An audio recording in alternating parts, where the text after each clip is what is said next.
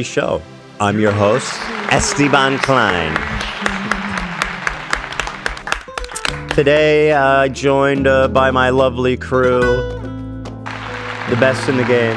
Hey, we love them. Oh, I thank you. Thank you. And today we are sponsored by Stamps.com, who we love as well. The actual best in the game. Best in the game. I heard, now that you and Ali are married, I heard your firstborn was going to be called Stamps. You weren't supposed to reveal that. Button that.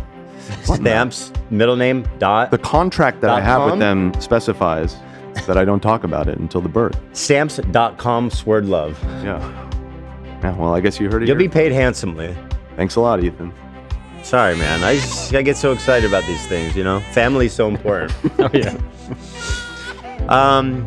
What happened over the weekend? The Grammys! The Grammys? Hey! It's the music's biggest night. Kenny did a full sweep. Proud of him. Right? True. I just saw a picture of him at like ETRC. He's got like all the Grammys. It's awesome.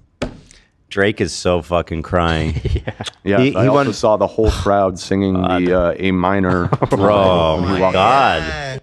That's got to be rough. That's like everybody in the industry. There's Yeah. all of your peers. Congratulations. Yeah. That's got to hurt. Jake has a line too about him being like, Oh, here's the picture. write another line, win another Grammy, like making fun of it. It's Like he's Kendrick just opened his mouth. Someone hand him a Grammy right now. right. So he's. Oh, you think that was intentional? The Canadian tuxedo thing? He likes The denim. Canadian tuxedo. I mean, he rocks denim a lot. Golly, look at all those fucking awards. Iconic.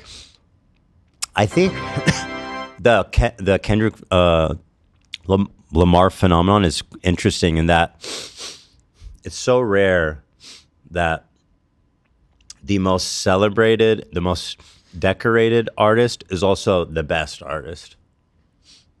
Like he's not compromising in terms of like making super pop. Like even just looking at his newest album, it's very different. It was somewhat, I think, risky in the sense that it was like a new sound. It was a new direction for him. And he's not like, taking risks. You know what I mean? Mm-hmm. He's still taking risks. Really cool. Dude's a mega talent. It's just unreal. Minor. Oh yeah, and I dropped the you guys remember on Friday, we dropped the nuclear bomb. Oh, right. Obviously, that's what I'm talking about. Was that just last Friday? It was last Friday, yeah. Wow. 3, And 2, Long weekend. 1, 0.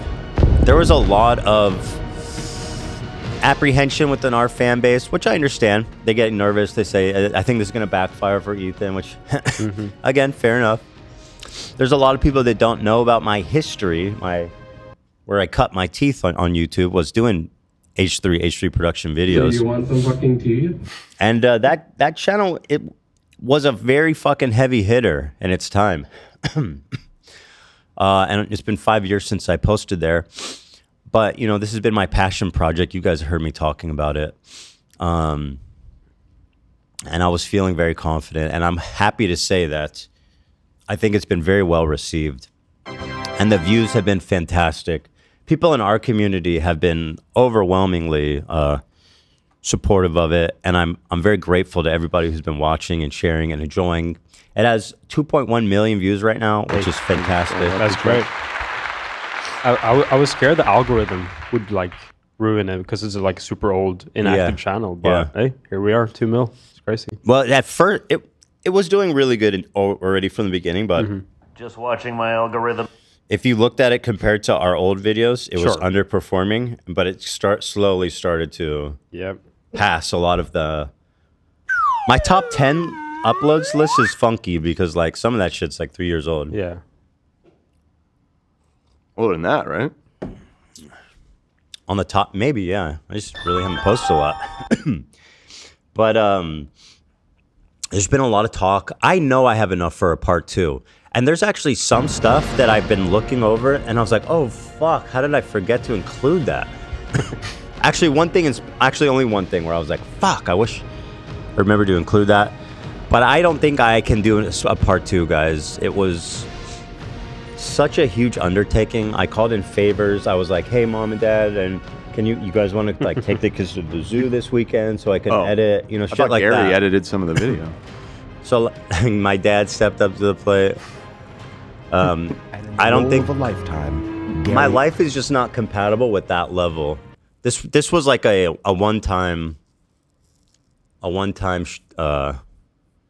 show, one night, one man. One God, one love. But luckily we've got the podcast and I can talk all that shit I want, boy. Before we get into all that, and I have so much to talk about, and there's so many great moments too of Frogan and Denims and all these dipshits reacting to it and immediately eating fucking crow. Just the coping and the seething has been fantastic. Hasan is or I don't know if he's still in Japan, I don't know. But I know he was on vacation in Japan being like unbothered, and then, cut forward. And he's in his hotel room shooting into the light, by the way, talking about what an idiot I am. He goes, he's very dumb. This motherfucker is shooting into the light from his window, talking about I'm an idiot. Come on, bro. I guess we are all dumb in our own special way, aren't we, Dan?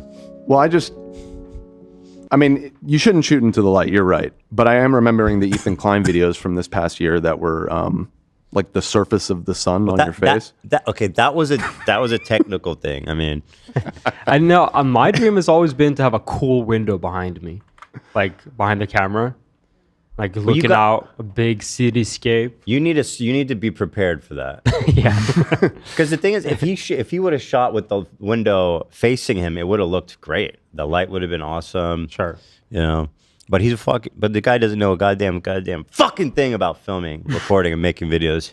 What does he know about cameras? But that's the least of my criticism for him. We have a new drop on Teddy Fresh.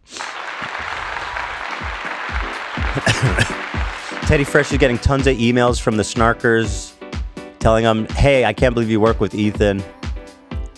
I've been getting complaints all the time from them. And they're really close to dropping me. There's this artist that Hila really loves, Beepy. What's her full name? Full name is Beepy Bella. And she's this really cool artist that Hila's a fan of. So they did a collaboration and it came out fantastic. She makes like these cute little frog illustrations, and it says like, I love MILF. I love frogs. For example, this graphic here. And I do love MILFs. I love MILFs. YouTube wouldn't let me pin that item in the shopping thing. It's filtered because of the word MILF. Wow. Yeah. That's so very naughty. sensitive. It's too naughty. Okay, no MILFs allowed. But we got the cool interchangeable reversible frog hoodie. A little special twist on the bear hoodie. Frog ears. Where are we at? Oh, shit. Oh, wait. Does it turn into bear ears when you turn it inside out? No way. Frog bear hybrid? Oh, shit, it does. It That's does. fucking Yo, Yo, it does. That's Wait, crazy. That's crazy. That is insane. Wow. We got the bears with the frog ears. This scarf is super cool. It's like a double-headed scarf. One side's a frog, one side's a teddy bear. It's really cool. Yeah. It is. It's really, really cool. I'm impressed, man. These guys are really, really, really good over at Teddy Fresh. Anyway, check it out. The pre-order for the Elon shirts is still up for another week, or actually, I don't know. Maybe another. I have no idea. Does it say? USA. Oh, yeah. It says the 17th. So you guys still have like 2 weeks. So check those out. 17. And thank you to teddyfresh.com. Also a big announcement. So, here's this special little lady. Oh, This is our new dog. Her name is Olive. Cute! She's Olive, and she's 7 months. She's a puppy, and she's big. And she is so nice. She is so sweet. We have this HOA WhatsApp group, and someone was like, hey, I rescued this dog in Dallas a few weeks ago. She was like living on the streets, and she has like she was all injured. Aww. And I took her in and fixed her up, and was going to adopt her, but she came home and her mom is allergic to the shedding fur type of animal. And so I said, you know what? Why don't you bring her over and see how they do with my dogs? And she brought him over. And the thing that really sold me, Ducky is such a fucking asshole. Yeah. He put this poor dog through every test you can put a dog through. He was biting on her legs, her tail. He was being provocative. He was just sitting there barking at her for hours, just in her face. Oh my God. And the thing that sold me is that this sweet angel of a dog, who is like 10 times the size of Ducky, never once turned to anger to him. Even when he went like full Cujo, like straight like Tasmanian Devil. I don't know if you've seen when the dogs... Yeah. It's literally like the Tasmanian Devil. Oh yeah. And but I knew that because Ducky loves playing more than any dog in the world. I knew that once he was done and calmed, that they'd be best friends, and they are now. Now they're best friends. They're playing They nonstop. clicked. They're best friends. They play nonstop. That's great. 3 a.m. They're running around our fucking bedroom. Oh, maybe that's not so great. It's fine. And like, well, we take them outside in the middle of the night, and they start charging around the fucking yard. Hell yeah. Sumis. Zoom, yep. And she's a total sweetheart. I actually have some videos of her and Ducky playing that Eli just sent me. Do we have those? I sent them in. It's in the chat. Oh, yeah, Also, here. I love Olive. She looks like my dog. I don't know why. She kind of reminds me. She looks nothing like your dog. Looks Like, nothing like your dog. man. I see her eyes. It's the eyes. It's the eyes, Dan. It's the It's love the eyes. eyes. Nate really sees something in those eyes. I mean, that's See, fine. here, That's fine. here's Ducky and her from right now. Oh, look at them. Oh yeah. They're buds. He's strong. I'm so happy for Alfredo, in particular. Yeah. He's gonna get Somebody some else for showtime. Ducky to bully. She is so sweet, and she's She's like very very fun. loving and cuddly, which is awesome. Because our dogs, both of them, are kind of divas. Oh, You really picked up dog like Yeah. And so cute. Ducky is very extreme. She's definitely plays to his pace, and she like lays down and plays with him like this. Ugh, she's so sweet. Congratulations, beautiful Yeah, that's dog. wholesome. Yeah. I'm a big dog advocate. I like that.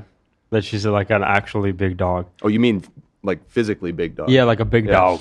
Yeah. Well, Big it's- dog. They're scary. Big dogs are scary just because they're very powerful, and like you have to build trust. And Yeah, it's of like course. it's very scary. Obviously, when you build trust, they're not scary at Yeah. all. They're the sweetest.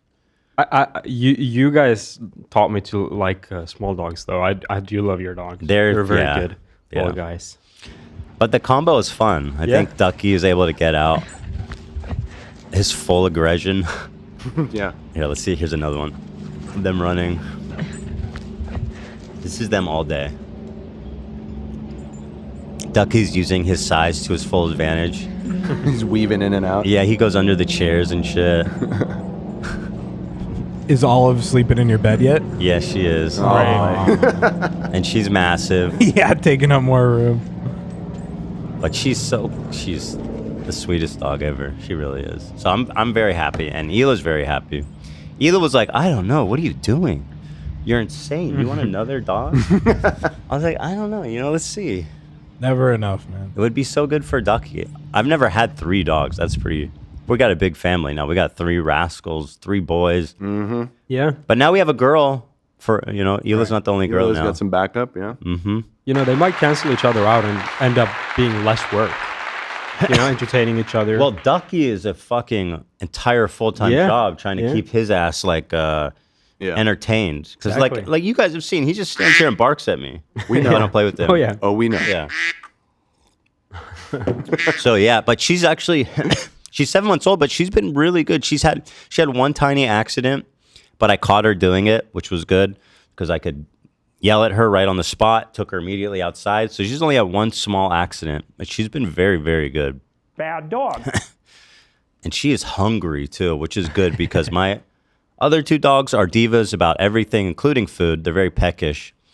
So when she starts going ham on her food, the dogs feel threatened. They're like, I better eat my fucking food before she gets to my shit. So overall, it's been good for everything. Well, that's great. Yeah. And you guys will meet her soon. Can't wait. How Yeah. soon? Well, I would have brought them today, but she has stitches in her ear still that she's gonna get out today. Aw. Yeah. No clue how she got them. But she was in Texas where there's no income tax, but now so she's gonna have to do 10% here in California. That's fucked up. But I'll cover her. Oh, I got her. I'll hold her down. So how exciting is that, you guys? It's very exciting. Yeah. All right. Well, we've got so much to fucking talk about here. We talked about Kenny. I don't know. We talked about all this. Let's just get cut to the chase here because I have a feeling this might take all episode. Well, we have an ad in. No about shot. 10 It's minutes. been 30 minutes. No, it isn't yet. But maybe we should just shoot the shit for another 10 minutes or so, do the ad, and then get into it, so we don't have We to. can do that. Let's see if there's something interesting we got here. Oh yeah, Ryan Beard. I know of this guy. He's like a bread tuber guy, but he seems chill as fuck. Like, unlike the other ones, which kind of just like, are these like smarmy. Well, I don't know. Bread tubers is shit like Denims. Like, I don't like these people in general. But he's very cool. He released like 3 days before mine. One day before Yeah, I think Content so. Nuke Destiny, You got dueling nukes. which I haven't watched yet. But I watched about 70% of it, I would say. is it yesterday. super long? I saw it's like pretty an hour long, and a half. yeah. It's about as long as yours. Bro, I was like, what the fuck is happening? But I mean, obviously, he named it that because of we've been talking about this nuke and the building hype. A lot of Hasan's fans were like, you ripped him off and you dropped it intentionally a day after him to protect Destiny. Oh, God. These people are Come on. so fucking dumb. They're so obsessed with Destiny. That's one thing I've noticed. Like, Hasan and all these people, they're like, wow, I can't believe Ethan really fucking worked hand in hand with Destiny on this video. Like, oh, I'm sorry, Ethan, your best friend Destiny got like exposed for being a sex pest. I'm like, I don't know if you know this, but I don't even know Destiny. Literally, you'll see. It's quite a thing. The desperation to somehow make me Destiny. In their minds, they're like, no, he's Destiny. Well, he's been the nemesis of Hasan's community for a long time now. And I will take the baton. pass the baton. It's time to pass the baton, my friend. He said he's his friend, dude. He said he's his friend. Go back. Fucking owned. Let me see. I got some memes here. Charlie, the nuclear video, excuse me, was awesome. Absolutely fire. Great moves, Ethan. Keep it up. Proud of you. Thank you so much, Charlie. And the comments that I've been most... They also gifted 50 subs. Charlie, my boy. Charlie. Wow. I bit your finger, bro. Tell your brother, don't bite your finger. Oh, wow. That's a nice throwback, bro. Don't bite my finger, bro. Oh yeah. Classic. $28, no matter how you spend this, No. is a lot for some fucking No, not- cookies. It's we didn't mean $7 you- a bag, and that's still expensive. Wait. But then you also have to factor Wait, in that why the is he- bags aren't even big to begin with. Charlie, It's 4 ounces not that- per bag. 4 ounces of cookies for $7 Was that is still Charlie? a lot, especially when you compare Oh, it to nice. the, Moist Critical the liked product it. that they're basing it nice. off of and supposedly approved upon. Those Cool, were man. $10 Thank you, bro. a bag for 14 We don't need to ounces. talk They about offered you cookies, though. 10 ounces more. It's not the I know time. Ethan hates me now. No, don't. It's cool to be a soundbite, I suppose. It is. It is, actually. Yeah. Pretty sure. The one thing I wanted to come out of this project, I knew that of Hasan's cultish diehard fans that obviously I wouldn't be converting or getting through to any of them. And the reaction is just, you guys will see how comical their reactions have been to the point of the coping that has been underway has been something to witness. But what I did want is to influence anyone who's on who's knows about him, that doesn't really know about him, people that are like casual watchers, people who are watchers of both of us who are like, I'm a fan of both of them, and I can't decide between mom and dad and all this kinds of stuff. And in general too, I mean, I say at the end of the video, I say explicitly my goal was to reach out to people in mainstream media who continually have Hasan on their platform. CNN, Complex, the DNC, these people are reaching out and having him thinking like he's like this cool, liberal, democratic force on the internet that's charging kids up and getting them to vote. The most popular. And it couldn't be further from the truth. I mean, this guy was literally working against Kamala Harris by the end of it. So shout out to him and his community, by the way. And I do want to remind you all that I'm officially a more effective advocate for Palestinians by voting, just by that act of voting for Kamala, than every single person that abstained or voted for Trump in protest. So you can thank me for being an effective advocate for the Palestinian people. Well, maybe not that effective because she lost. Well, whose fault is that? But I get your point. I did my weight. You're right. I did my part. Right. You did your part. Yeah, perhaps, she did but, lose. Yeah, She did. Maybe not the effective part, unfortunately. So yeah, my goal was to hopefully influence enough people to be like, hey, maybe you shouldn't be inviting Hasan to the DNC or profiling him on CNN without mentioning that he's also like an extremist and not like, whitewashing his reputation. So that was part of it. The other part was to hold Twitch accountable. There's some parts in this video that I wish I saw more people talking about that I don't. Specifically, at the end of the video, there's a whole section on Twitch in which I talk about a few employees of Twitch with like deeply fucked up views. And one of them is the marketing director of inclusivity. And this fucking bitch, and I will tell you, and I will say that, and you'll know that I earned it. She tweeted out, once again, head of inclusive marketing. She tweeted out, what is the difference between a Jewish kid and a Boy Scout? Does anyone know the answer? I do know the answer, and I was going to give you the criticism that I feel like you probably should have answered that riddle in the video because I feel like a lot of people don't get it. I felt like it was too fucked up. I feel like YouTube would have been like, maybe. So the answer is that the Boy Scout goes home from camp. Right. Yeah. No, I got it. Yeah. Wonderful. Yeah, I know. That's wonderful. Yeah, That's the head of inclusive marketing. In fact, that's my point. Is I feel like it did not hit the way it should have because I think that it's a little too obtuse of a reference. For a lot of people. Interesting. But yeah, that was. I genuinely felt like it was too racist. Shocked me. It was so racist that that YouTube would have said something. Actually, let me pull up the video because I don't want to do her the. I owe her at least the dignity of giving her credit for that spicy hot. Yeah, I see a lot of people saying in the chat that they didn't get it the first time. The difference between a Boy Scout and a Jewish kid is that the Boy Scouts go home from camp. Marketing, in fact. But that's my point. How is I feel fantastic like is that, guys? Let's see. Jimmy Lee 101 joke. Content nuke. Hasan Piker. But yeah, this was just a pop out and show him. And who knows? Maybe I'll drop another nuke another day. You keep saying, is that Kendrick thing? Is that why you keep saying that? Okay. It's the pop out. That's what his show was. It's the pop out and show. And it's also from his songs. By the way, you guys are such dicks. You go, this is Ethan every time he talks about Kendrick. It's some like white Urkel looking ass kid. Poindexter looking ass kid. And I'm like, guys. It's a little bit of that. I'm like, guys, I'm a real fan. You absolutely are a real fan, but come on. I respect the art. Yeah, Nate, you don't think of me like that, do you? Nah. Felt a little half. I honestly consider myself the #1 Brie Larson fan channel. I know that, man. So I wanted some accountability for Dan Clancy, just for the singular.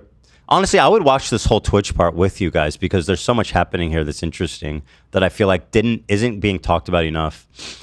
Because I mean, for obvious reasons, right? It's at the end, and the shit that Hasan does in the first hour is, first hour is enough to talk about, and there's just so much happening in this video. But here she is. Let's see here.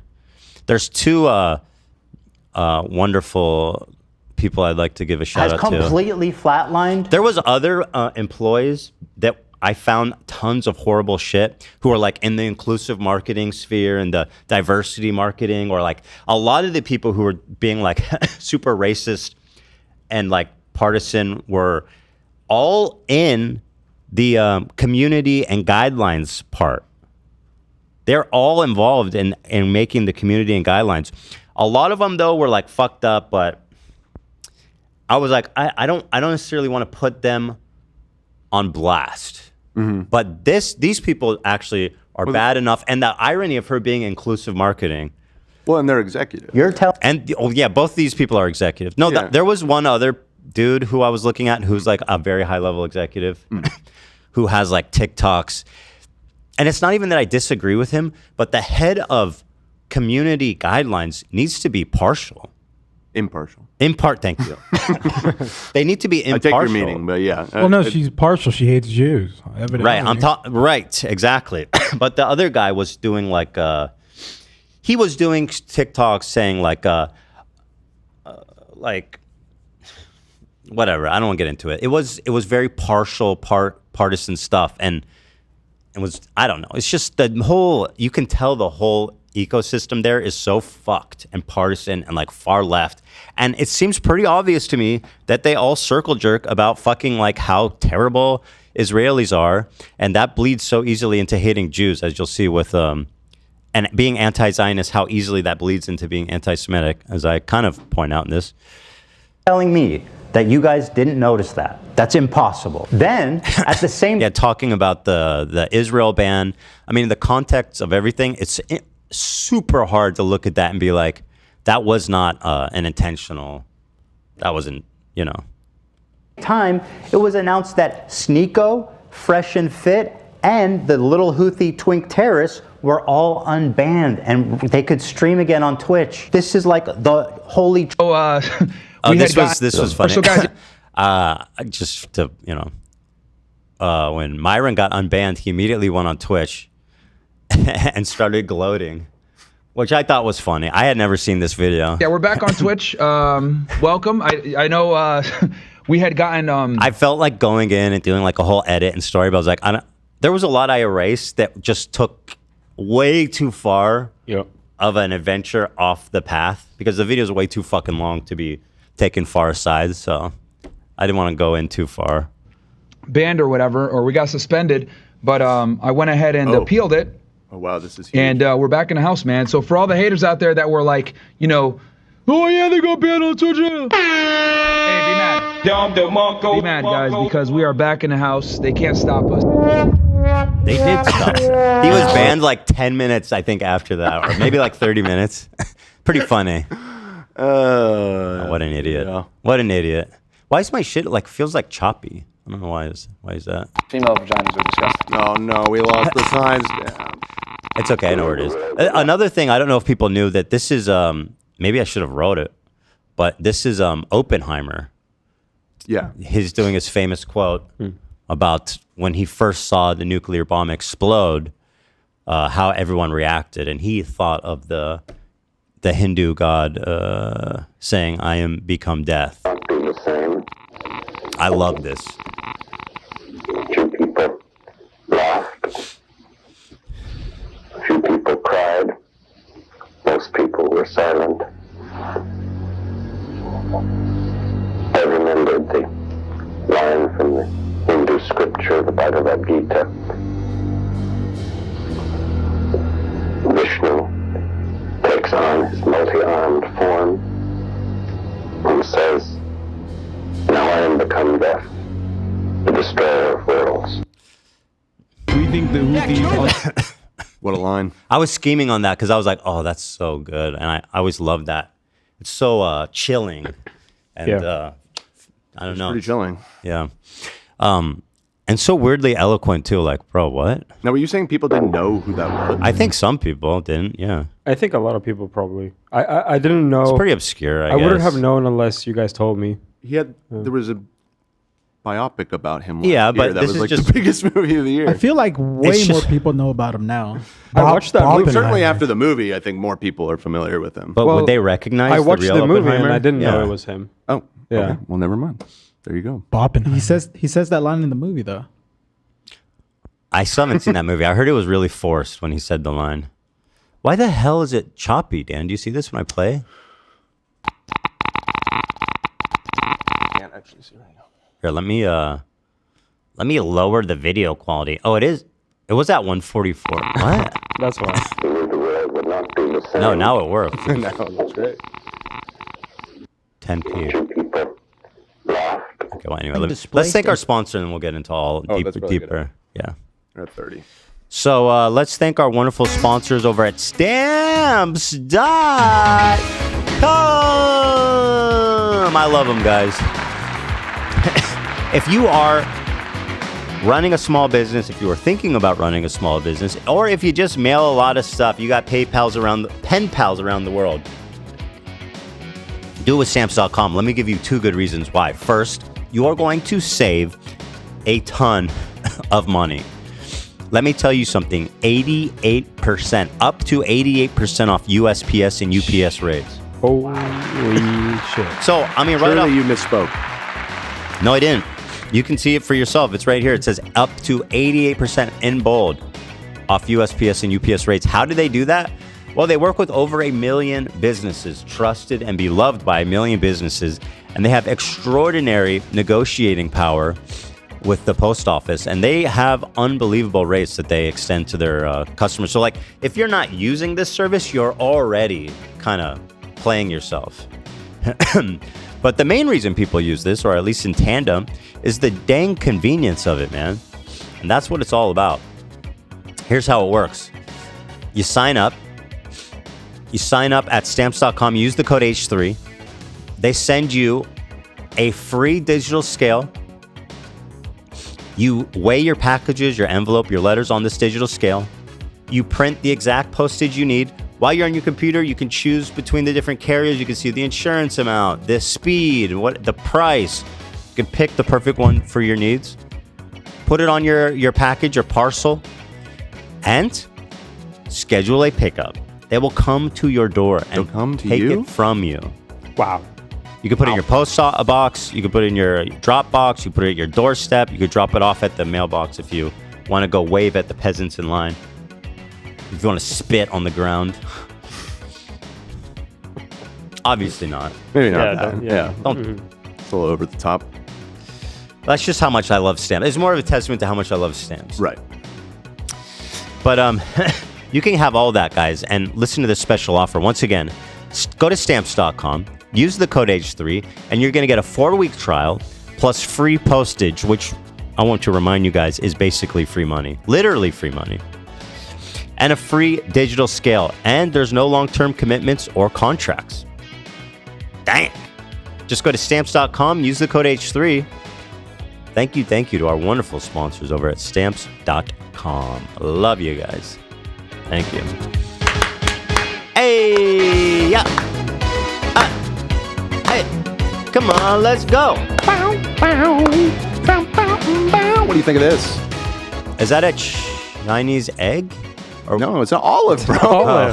What? You seen those aged eggs? That, Yeah. No, I know what you mean. But it looks like no. a brain, like a fucking...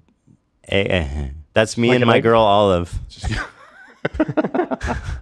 Looks kind of nasty with the thing in it. Yeah. I think your side looks... You look delicious. It looks like raw fish or something. I'd eat that. That's so nice. Yeah. Kevin, my... Your arch nemesis. Adomatis. Yeah. He says, yeah, my former arch nemesis, thank you for the donation, says, Ethan, you won me over. Wow. I am now a foot soldier reporting for duty. Wow. I wait your orders. Stand down, stand back and stand by, Kevin. The orders will come through.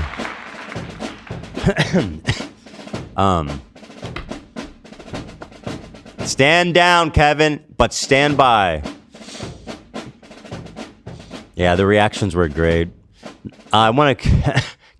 Denims actually sent me a thank you note.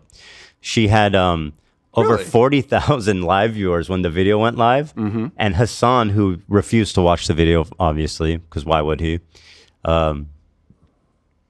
Had like 20,000, and she had 40,000. Damn. And this girl has zero talent. She has zero appeal. You know what I mean?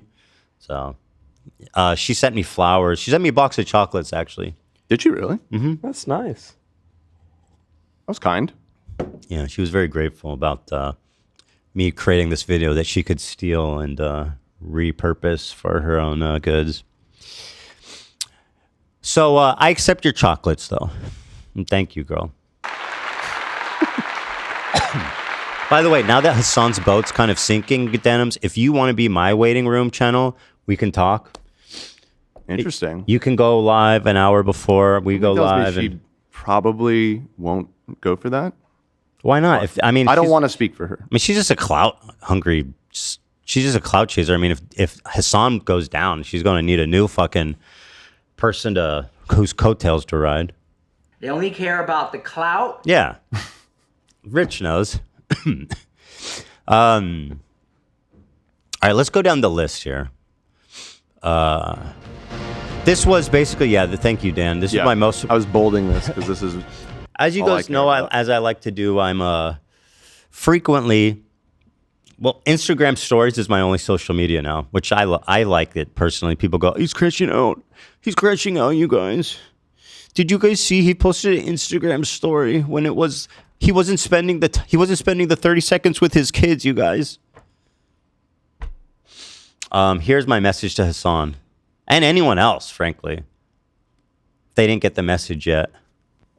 You still don't understand who I am and why I was born. You cannot break me. Once again, I will break you. All hail King Miller. All hail, my brother. He's so packed in there. Round. I just like everything is perfectly cornered. It's incredible. I've never seen a look like this in my whole life. It's very it's very it's just very shocking, but not in a bad way. It's just like startling, like wow. Yeah. He looks like a hoopsie popping out of the jar, you know? Good. I like that. Yeah, take a look. So obviously I sent this out first thing, and he started to get scared about that. That's when I noticed he started really being nervous. You think that's what pushed him? You really pushed it. Also, I had a really funny joke about Raph that I didn't see anyone talking about. Maybe it wasn't clear. Cultural genocide, right? Oh yeah, I love this clip. They're such racist assholes, and anytime they address this, they go, they don't address what I'm saying. I'm like, you guys know that the Jews cooking hummus are fucking from your country, right? You bigot bitch. And they always ignore that point whenever I talk about it. It's fucking funny. Like, those motherfuckers trying to take hummus and say it's Israeli is the most insane thing to me. Dude, the fact that they have the audacity to create... We know what she means. Why would she say they? We know what she means. We know what you mean, girl. Sabra, make that look the staple hummus of America. Insane. It's super offensive to us, and like that's actual like cultural appropriation. Like people get mad when someone has like dreadlocks and they. This guy is such a fucking idiot. I don't know who he is, but he has the dumbest takes always. He goes, "It's okay. I give permission to white people to have dreadlocks. By the power vested in me as the officer of cultural appropriation. But the second a Jew creates hummus, we've gone too far." Listen, that's what he's literally what he says. Like the staple hummus of America.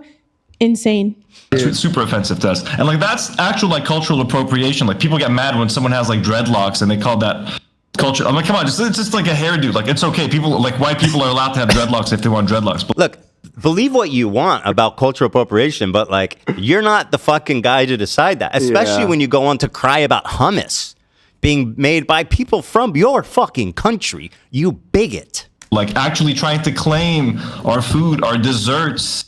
Just one question for you guys. Who the fuck do you think is making the hummus in Israel? Martha Stewart? No, You pre-watched, it's the same didn't you? fucking You watched this ahead of Arabic-speaking time. Jews that you kicked out in the 1950s. Yes, they also like hummus, and they like all the same shit you do because they are you. They're from your country. You kicked them all out, and now you're accusing them of stealing your culture. You want to talk about cultural genocide? Well, here it is. You racist piece of shit. Those motherfuckers trying to take hummus and say it's Israeli is the most insane thing to me. Hey, scumbag, here's a hummus place we used to eat at. The chef is from Yemen. Here's another dude from Syria. Does this dude look like a white colonizer to you? Would you like to tell him he's stealing your culture? Well, this is what most Israelis look like. It was hard to find footage of Israeli chefs that I knew.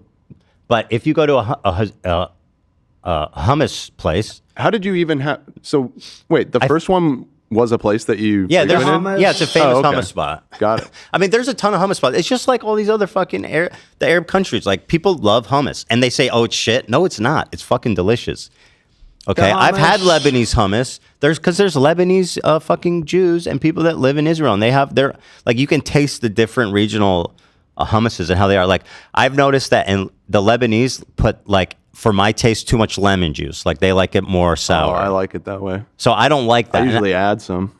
Yeah, and I like having the option to add, but they dump it, like pre-dump it, you know. And I like the Israeli way where they make it. It's just like a perfect middle, nice, clean. But anyway, yeah, this is what the people in hummus look like. It's not like like a bunch of Sephardic Polish fucking people cooking hummus. Like You meant the people in Israel.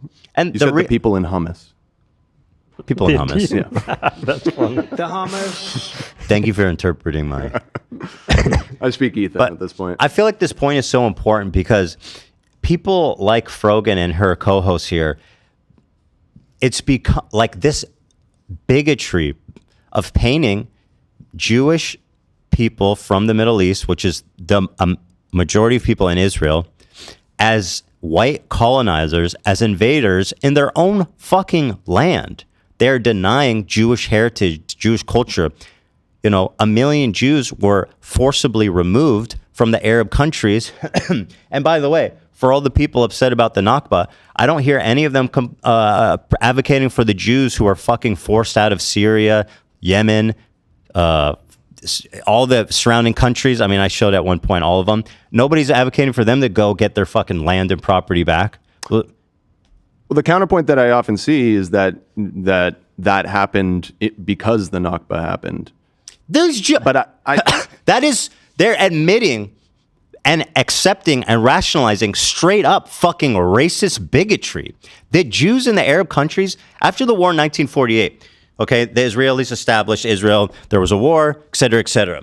Then all the Arab countries got super fucking anti-Semitic, and they're like, they chased all the Jews out of their countries who had nothing to do with Israel. They loved being from those countries. They wanted to stay being in those countries. They're Syrian, not fucking Israeli. But guess what? The Arabs who kicked them out turned them into Israelis. In the ultimate twist of irony, they basically, if Zionism wasn't like a fucking entrenched enough, then they're like the self-fulfilling prophecy, right? Like the fucking story of it's almost like a Greek tragedy. What they did is they forced 1 million fucking Middle Eastern Jews to go to Israel, you know, and they more than doubled the population. It's like and they go, oh, it's because of the Nakba. It's like these Jews had nothing to do with that. That's like saying, you know.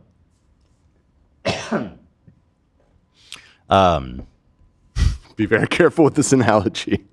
I could go a just different. It's very sensitive, obviously. I'm just.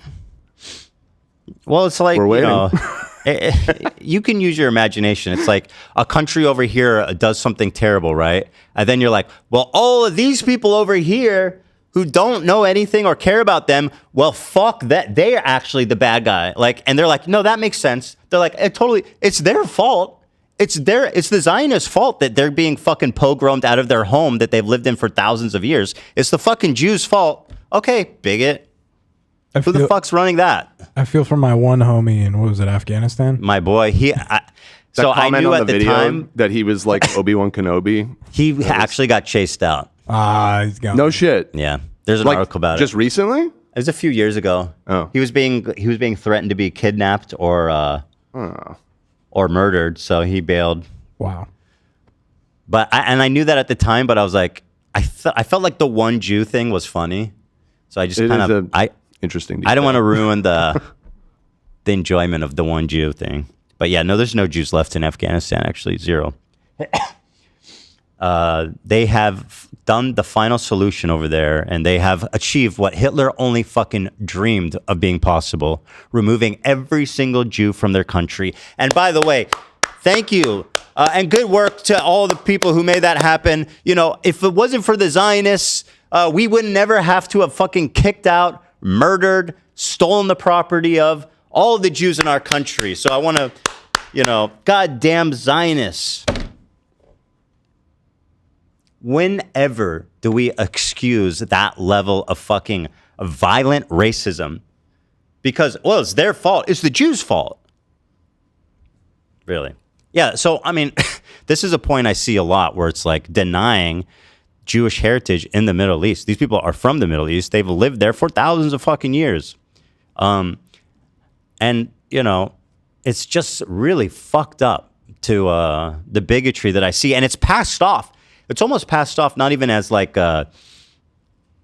anything controversial. It's like a leftist talking point with these people. Like it's just part of the like colonial oppressor-oppressed narrative. They're like, yeah, no, you know, they're just stealing. They just came and they're stealing everybody's culture. And look at these fucking Jews with their hummus. What a bunch of fucking cultural genociders. That guy actually said that.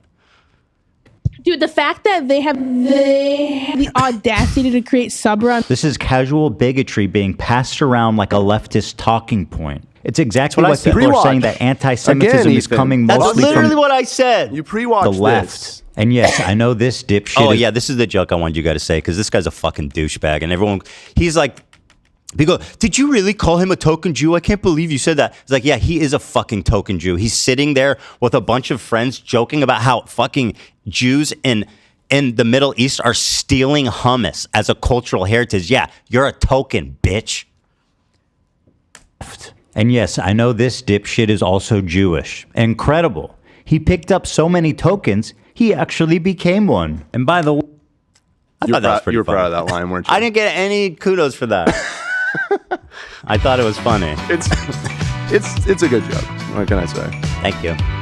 The other one that I wasn't sure if people enjoyed, I loved it when I said, I was talking about the pike, and I says, as Hasan likes to call it, a pike for a... Yeah. Did you guys know what the joke was? I got what you meant. Yeah. I got what you meant. Yeah. I thought that was funny. It was a little edgy.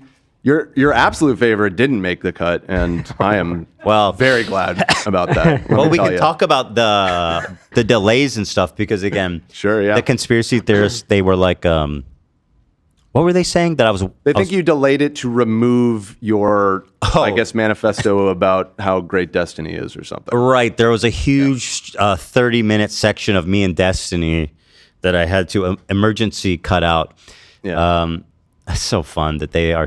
It's just so fun that they can't get over that. No, it was because YouTube has this fantastic program, and when I talk about like impartial people, like YouTube is so fucking good. And I'll tell you, sometimes their rules seem ridiculous, onerous, nonsensical. But the thing about YouTube that I will always love, appreciate, and respect is that they are consistent.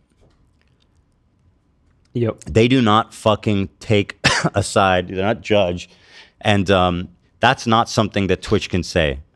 And I don't know how many other companies can say that. I don't know what it's like, but they are so good. So I was working with them, the final draft I first sent them, because I knew this video was going to be the most reported video of all time, right? Yeah. And thank you to all the snarkers and all the Hasan fans who were there smashing the report button as you increase the engagement and signal of the video. So I appreciate you all rushing over. It's kind of fun. Like when it first came out, all the detractors, they were hyping the shit out of this video. Like if you look at people who are like conservative, who you would think was like, oh, the bad guy, like let's say Asmongold, he hasn't even reacted to it. I don't know if XQC is considered reactionary, but I don't.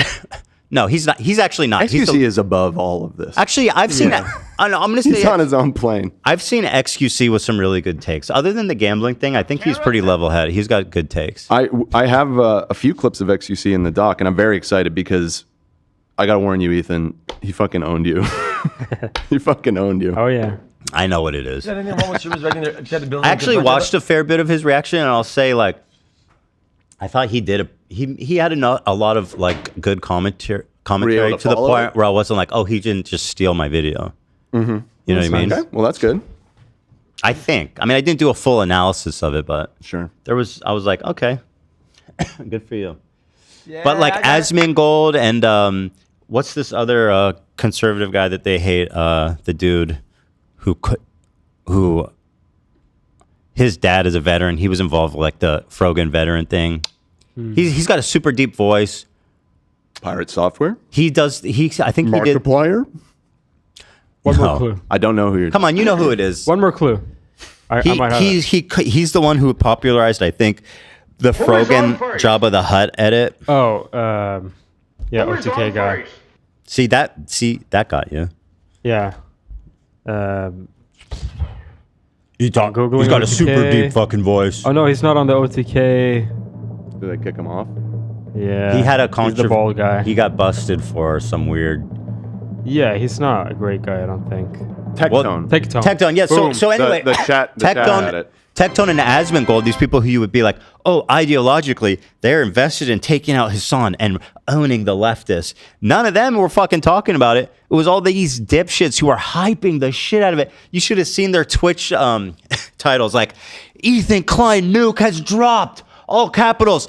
Let's fucking watch. Like, bro, I couldn't have asked for better promotion. You know what I mean? So thank you to them. And thank you for coming and disliking. And even though you guys were so desperate to try to spin the narrative in the beginning, even now, the dislike ratio is like, or the like ratio is like 82%, which in my opinion, with everything considered, is fantastic. It's true. It's not that bad. So, I mean, thank you guys. Thank you so much. I really am grateful for your guys' support there of the video. There was, oh yeah, so I was getting to this point before I get into all the doc here about these specific employees. Let me see. Oh, we're going back to that? Well, I never got to it. I never got to it. Let me see. Strangely enough, I truly, and I mean truly, support Ethan Klein in this adventure. Oh boy, my adventure. Right. I think he means venture in this Klein in this adventure. In this adventure. What is this? This ain't King's Quest. It's a YouTube video. This adventure. Sorry, one sec. I have an emergency note for Lena. This entire family was murdered in cold blood by Hamas terrorists on October 7th. Whoa, tonal Bridget, whiplash. Who did these little girls... Oh, wait, hold on. Yeah, I kind of... This was the only time... in on that line. I was like, oh, fuck.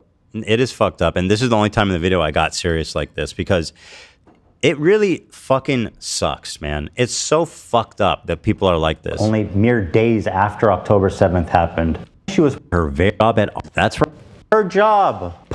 And those three creators at that exact time, and being three of the best-known anti-Semites on the internet, seems to clearly be trying to send a message.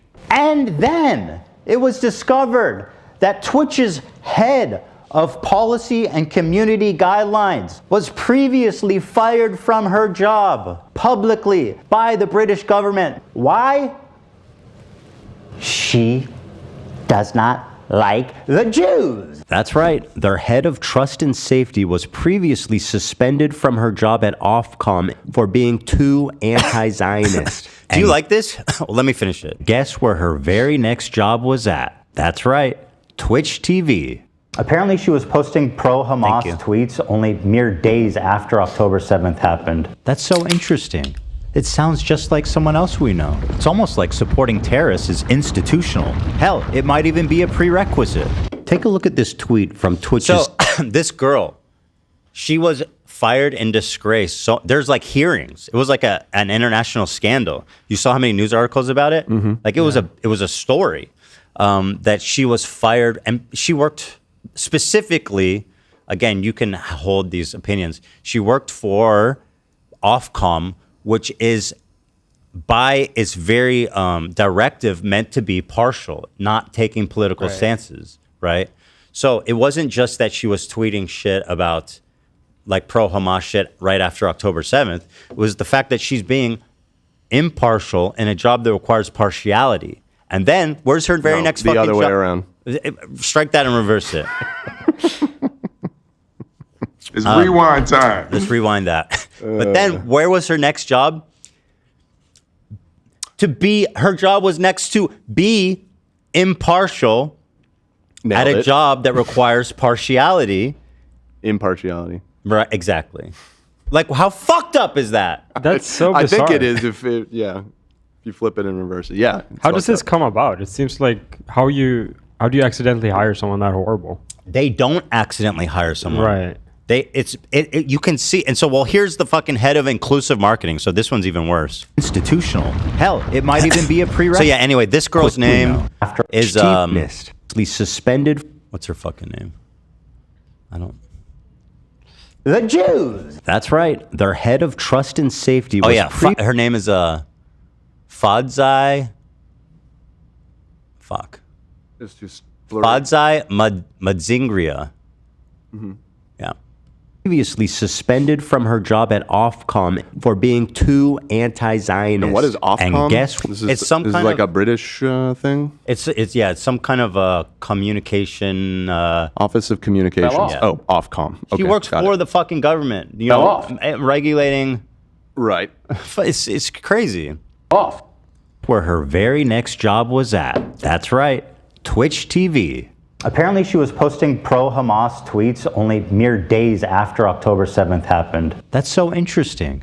It sounds just like a prerequisite. Take a look at this tweet from Twitch's senior manager of inclusive marketing, Bridget Chermating, on October 12th. I did confirm the pronunciation of that, Dan. I know what you were thinking. I did think it, but that's interesting to know. Yep. That's not how I would have pronounced it. So, well, it wasn't the first time. It wasn't how I pronounced it at first, but she did a TED talk apparently, and I heard her say it. TEDx. So that wasn't a one-take pronunciation? Chermating? It was like you were recording it, or did you you tried it multiple times, or? Well, the first time I recorded this part, it sounded like I was like, "There's no way that's right." So, but when I was going over putting the final touches on the video, I went and found the correct pronunciation. Well, good for you. Yes. Very good. Yes. Nice. But no, she did a TED talk about the final solution. Actually, no, she didn't. She's really well. I don't know. I don't even know, but I know she didn't. She said, "My struggles." No, my struggles as the senior marketing of inclusion director. She's senior manager of inclusive marketing, Bridget Chermating, on October 12th. People are posting screenshots of them donating to Israel relief funds. Shake my head, y'all are truly rooting for the oppressor. Read a damn book. Now, this is October 12th, okay? It's 5 days after the massacre. The Israel Relief Fund is helping families and victims of terrorism, okay? Right. This is not even people sending money to the IDF or some shit, right? This is helping innocent victims of horrific terroristic acts. Okay. This tweet was made only 5 days after the October 7th massacre. The donations she's criticizing would go to families like this, if they were still alive. This entire family was murdered in cold blood by Hamas terrorists on October 7th. Bridget, who did these little girls oppress? How can you act so high and mighty for your cause and be so callous and inhuman for the innocents on the other side? This statement was made by the senior manager for inclusive marketing. Is that some kind of joke? Is this what inclusion looks like at Twitch? Is it really crazy at this point? It infuriates me that these people are allowed to. And it's not only that, they're the ones running the diversity and inclusion, and they're the biggest fucking bigots in the whole goddamn company. Like, what a joke is this? I just want to know, like, if they went when they went for their job interview, who the fuck was hiring them? Like, I had Dan Clancy. He hired her. Dan Clancy runs the shots. She's a high level marketing one. Both of these women are high up and definitely report to Dan Clancy. And is why I'm saying Dan Clancy's a fucking scumbag that also needs to go. That's awful. I want to know, like, what's the deal with her? Wait till you see her tweets. I didn't even get to her tweets. Is this what inclusion looks like at Twitch? Is it really crazy at this point, after all this, to say that Twitch has an anti-Semitism problem? I think it would be harder at this point to argue the opposite. Oh, Bridget, one more thing. Sorry, I forgot. Can you tell me the answer to this riddle? What's the difference between a Boy Scout and a Jewish kid? I'm standing by. Let us know. Anyone want to guess? Yeah. It is that the Boy Scouts return home from camp. That's nuts. Atta girl, Bridget. Now, granted, I say it here, it's an old tweet, but like, this is one of those tweets that is so fucked. Like, I almost don't care how long ago it was. Well, she obviously still thinks that same way. Well, I've got a surprise for you because here's one from 2022. And yes, it's true. I should point out this tweet is from 2011. This one, however, is from 22. Sarah Silverman tweeted out, Kanye threatened the Jews yesterday on Twitter and it's not even trending. Why do mostly only Jews speak up against Jewish hate? The silence is so loud. Bridget said, this was the energy I was around when I worked with 2 Jewish women in social impact who are both senior to me. She's trying to make Sarah Silverman seem like some kind of Jewish Karen for... She's literally like, get a load of this dumb Jewish bitch. Yeah. 22. I'm pretty sure she may even worked at Twitch at the time. At Inclusive Marketing. Am I fucking losing my mind? What kind of sick joke is this? Inclusion of everyone but the Jew. Yeah. That joke is fucking nuts. It's. I agree. It's horrific. Maybe I should have spelled it out. I don't know, but I did not know what it meant when I read it. I genuinely felt that it was so fucked up that YouTube would have censored it, made me censor it. Yeah, that's crazy. Man. So that's Bridget, who, as far as I know, still works there and is. Thank God that the inclusivity and diversity department is in good hands, right, guys? Also, just said Ryan Beard left a message in the chat. I put it in the Discord. Oh, what's up, Beard? I like you, Beard. Wait, member for 2 years. Oh yeah, that's badass. What the fuck? Shout out family. Hey, Ryan, Brothers and Nuke. Brothers and Nukes. Nuke Bros. Nuke Bros. Dab me up, my boy. I'm gonna watch your video tonight, Beard. I thought it was great, Ryan. I've heard good reviews. 70% of it. I'll probably finish it tonight. Same. But actually, I saw he put out a statement that was kind of nice in response to the psychotic Hasan simps. He said, just want to clarify, my video was not an attempt to take attention away from HG's content, Nuke, or anything dumb like that. I think both Destiny and Hasan deserve criticism, although I do think Destiny's a much worse person. I just thought it would be interesting to have 2 content nukes about the 2 political streamers released at the same time, which is why I used that title. So no hate to H3. I recommend you go watch both nukes, then come to your own conclusion. I do think there was a moment when Destiny was watching my video, and at the same time, Hasan was watching. It was a screenshot of them side by side watching the opposites nuke. Isn't that funny? Yeah. That is funny. So there we are, Ryan. Just a couple of boys. Anyway, congratulations on your video. I heard it's very good. So yeah, shout out Bridget Chirmateng.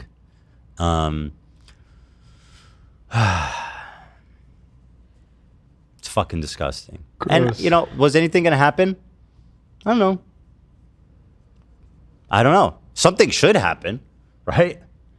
Like, do you really honestly look me in the fucking eyes and tell me if she was talking about any other racial group, if she wouldn't have already been shit canned with prejudice? But no, they're probably consoling her. I am so sorry, girl. You are being harassed by Ethan Klein. I mean, if Kanye could be invited to the Grammys for everything he did, it's That's true. That was fucking weird, wasn't it? I heard he broke in and got kicked out right There's after. There's very conflicting reports about the Kanye situation at the Grammys last night. Page 6 alleges that he was escorted out, but people and TMZ dispute that. Okay. Well, he was nominated for something, right? He was. Yes, so why he the was. fuck wouldn't he be invited? That was kind of my attitude.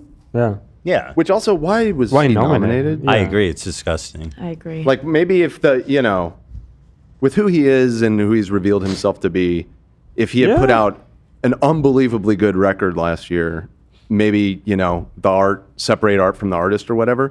But doesn't everybody universally think his new music is dog shit? It's like, why is it even being nominated? Good question, man. Yeah, if he was nominated, I don't give a fuck about the invite or not. Just the nomination in itself is kind of horrible. Right. Yeah. And you make a good point. It wasn't even good music. It wasn't like phenomenal. Why are we nominating this guy? It's insane. Well, the Grammys, didn't they nominate like Chris Brown right after he beat the shit out of Rihanna? Yeah, I mean, wouldn't be surprised. R. Kelly got a Lifetime Achievement Award. Really? From prison, yeah. What? That's crazy. No, that didn't happen. I'm too gullible. That didn't happen. I'm too gullible. I wouldn't put it behind him, though. So anyway, yeah. I would love if you guys could... Maybe I'm wrong. Maybe I'm assuming too much. I'd love for her to clarify the answer to the riddle. Maybe I'm wrong. Maybe she could clear it up. Maybe the Can we think of a benign answer to that riddle? What's the difference between a Jewish kid and a Boy Scout?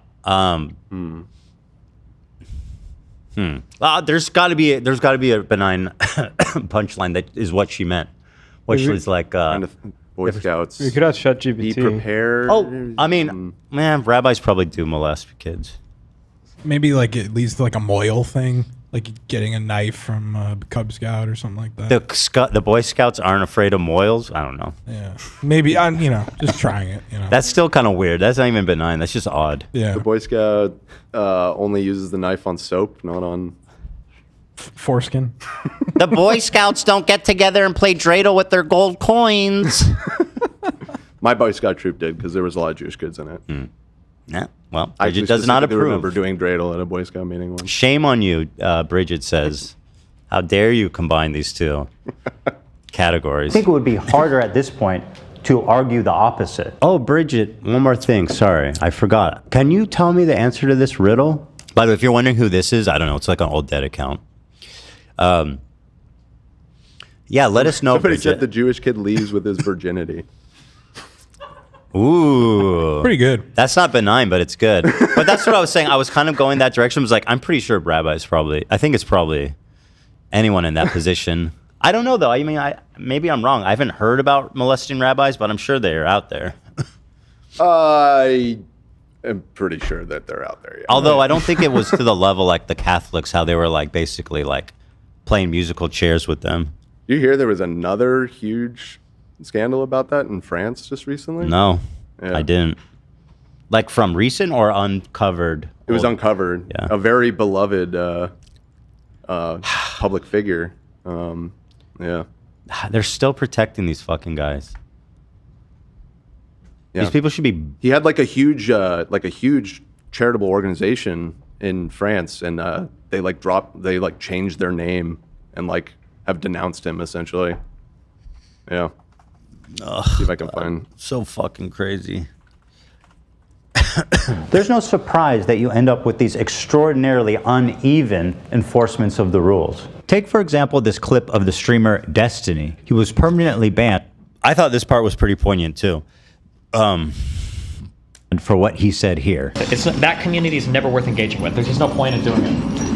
Like, it's the risk of me, like, ending up getting, like, permabanned and my life destroyed because of these, like, inbred fucking disgusting losers is, like, it's just not worth it. It's just... The irony is that he got banned for this. He's like, I don't want to engage with them. I'm going to get fucking banned. And then he got banned for saying he didn't want to engage with them, but he calls them inbred. And okay, or I don't know, maybe I banned the lead there. He said here. That community is never worth engaging with. There's just no point in doing it. Like, it's the risk of me, like, ending up getting, like, permabanned and my life destroyed because of these, like, inbred fucking disgusting losers is, like, it's just not worth it. It's just totally not worth it. And okay, fair enough. If you're going to be deep irony in that being the clip that he got banned because he's like talking about not wanting to get permabanned. That's what I guess I didn't explain myself very well. I was trying to say that. Okay. I was not eloquently. Yeah, it's very ironic. Consistent with the enforcement, then let's have a friendly place, a safe environment. It's calling a minority group inbred, which results in a permanent ban. Okay, has anyone else done that? The Jewish KKK brigades out there. Now this is a good example here of how being like anti-Zionist bleeds into being anti-Semitic. Like the comfortability that he has and he's imparting on his chat of just being like seeing a Jewish person and then like snap judgment like, oh, inbred, fucking loser. You know what I mean? Like it's impossible to be this hateful towards Jewish people, I feel like, in Israel or wherever, without it bleeding over. It's just, there's a comfort here that's I find extraordinarily disturbing. Just a bunch of fucking inbred hicks. Imagine the most inbred white supremacist guy you can imagine, okay? Every week there was another fucking psychopathic settler, inbred fucking douchebag.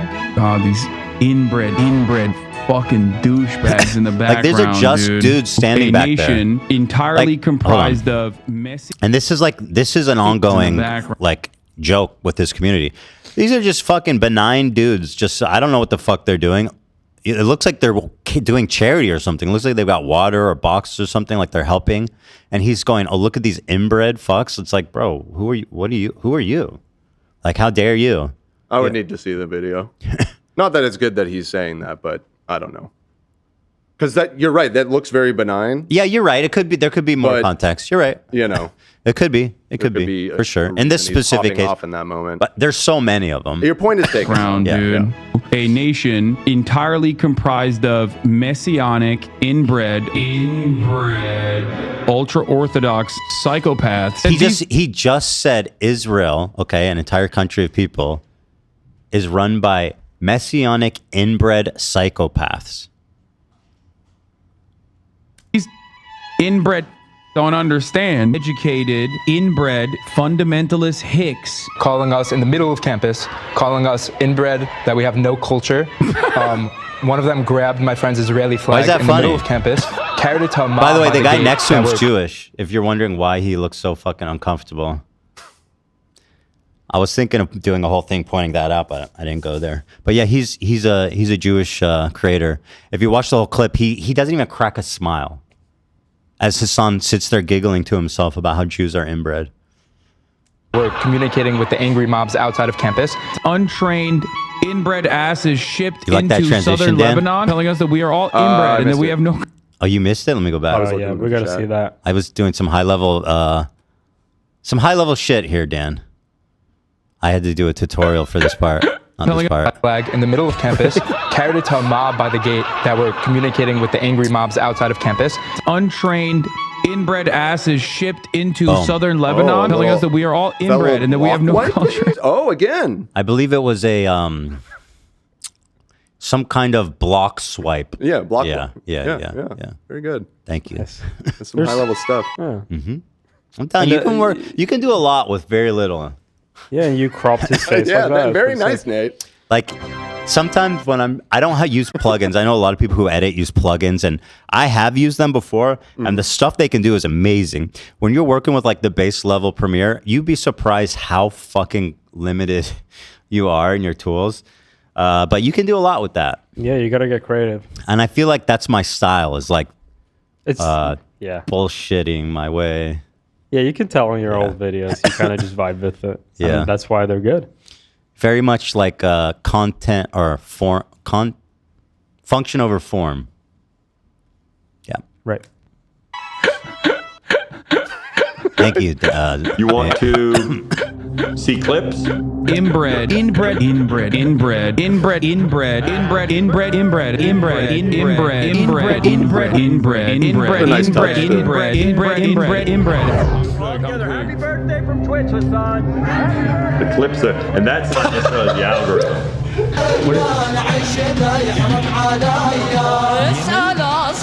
Yeah, so again, I just how is this okay?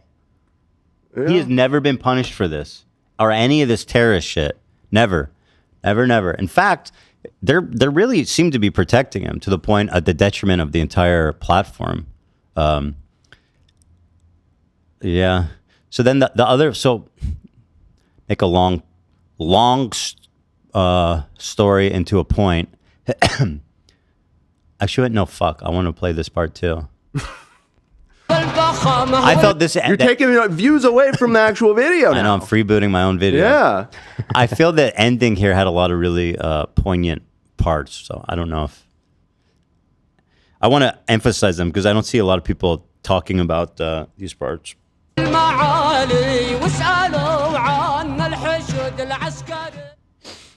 Hasan, a non-Jewish person, is bred ultra-orthodox psychopaths is doing. Oh yes, I'm talking about the enforcement. Is referring to Jews as Hasan, a non-Jewish person, is referring to Jews as inbred consistently throughout his career. Inbred ultra-orthodox psychopaths. Zero punishment. You like how shit this Hasan, looks, bro? Interviewing a Houthi pirate. I don't know why I insisted on creating this image in Premiere. Yeah, this one just took like me back. Fucking shit up. What did you do here? I'm curious. Really look at it. So I created layers. Yeah. What is happening? No, to please. his arm? Yeah, I'm curious exactly what this. So I created a second layer where I removed everything but his hand and blasted it up super big because the phone was small, so I had to create the phone big, and I wanted it to be on the phone. I thought it looks kind of funny how fucked up his hand looks. It's kind of horrific. I think as fucked up as it is, I thought it was kind of funny. So Did you crop him in Photoshop? Like, did you export? Yes, so I did. I think I actually cut the background in Photoshop, and I'm so bad at it. Yeah.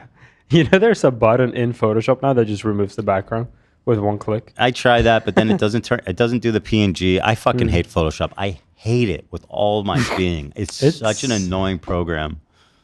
All right. I think it looks funny though. I will say. Yeah, I don't have a problem with it. I think it looks funny. It is what it is. It is, yeah. Ansar Allah is doing what Luffy would do. You should tell him that. Zero punishment. Hasan, watching terrorist propaganda with zero critical commentary. They do they do musicals. They're very musical people. Are you being serious? Zero punishment. Hasan threatening a sitting congressperson. This one actually blew my mind. When I saw he tweeted that, I said, he's done after this for sure. For sure he is. For those that may not recognize this weapon, I'll explain. Shinzo Abe is a former Japanese prime minister. He served from 2012 to 2020. He was assassinated in July of 22 in a stunning fashion that left the Japanese public horrified. He was killed with a makeshift weapon that the shooter had built himself at home. So when Hasan saw this tweet that he didn't like, he posted the schematics in what can only be presumed as an invitation to someone in his fan base to build this weapon and then assassinate this sitting congressperson. I don't even think that's like an outrageous interpretation. Like, I don't see any other possible interpretation. I mean, yeah. Yeah, he's basically saying somebody kill this dude with this weapon. And like he did. I mean, it didn't happen on Twitch in this case. I'm surprised he didn't catch Twitter ban for that. Well, when shit is bad enough, Twitch takes action for off-platform stuff all the time. Do they? Like, yeah, I think so. Right, Love? You would know. I thought that was always their like, well, and not just exclusive to Twitch. Like YouTube, I know does not.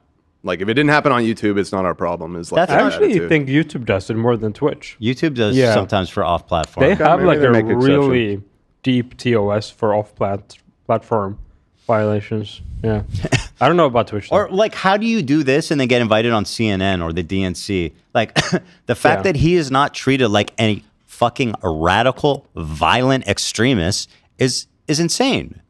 And I find this tweet is unbelievably depraved, unacceptable. I don't care how much you hate Tom Cotton or whoever the fuck. Like, we don't do political violence in America. We don't fucking encourage it. It's not good. And to be clear, well, I'll just speak for myself. I do fucking hate Tom Cotton.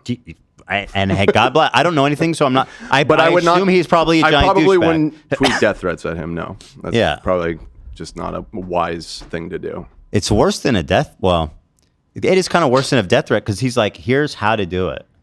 It's a bit more real. And this weapon was used in a political assassination. Mm-hmm. So like, the fact that nothing happened from this is truly mind-blowing to me. Mind-blowing to me. You know? I mean, it's possible he did get a little check-in from somebody over that. Did he leave it up? Is that tweet still? He erased it, but a lot of people were giving him shit. Okay. You think he should have got a visit from the fucking authorities? Usually when you threaten people in Congress, they take that seriously. So yeah, but I mean, who knows? I don't think he did, and that's what I said in the video. I said I'd be surprised if he didn't get fucking arrested for terroristic threats. Who wrote a tweet he did not like. I genuinely do not know how he didn't land himself in prison for making terroristic threats. Zero punishment.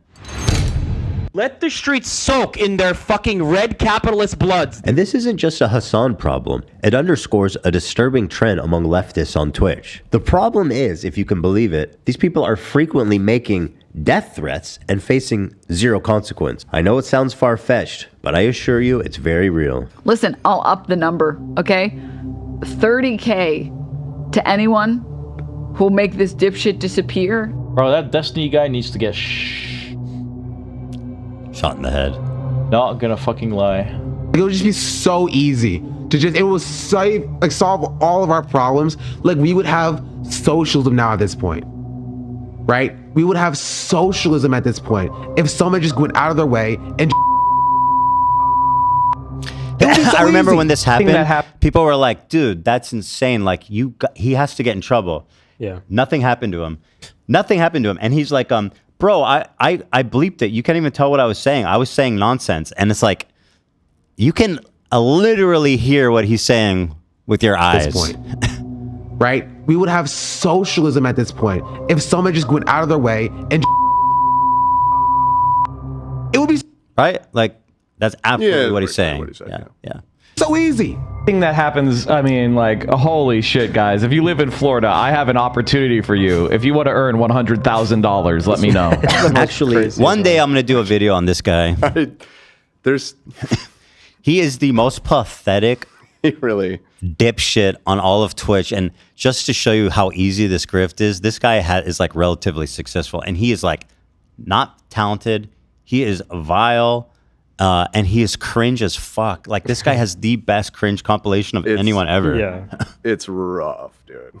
It's real rough. But anyway, also he makes death threats. I have an opportunity for you. If you want to earn $100,000, let me know. Actually, Mike from PA, the dude that's stuck in the before image of a transformation story, I don't make fun of people's looks and appearances. I didn't in the whole video. Please, let me finish. Let me finish.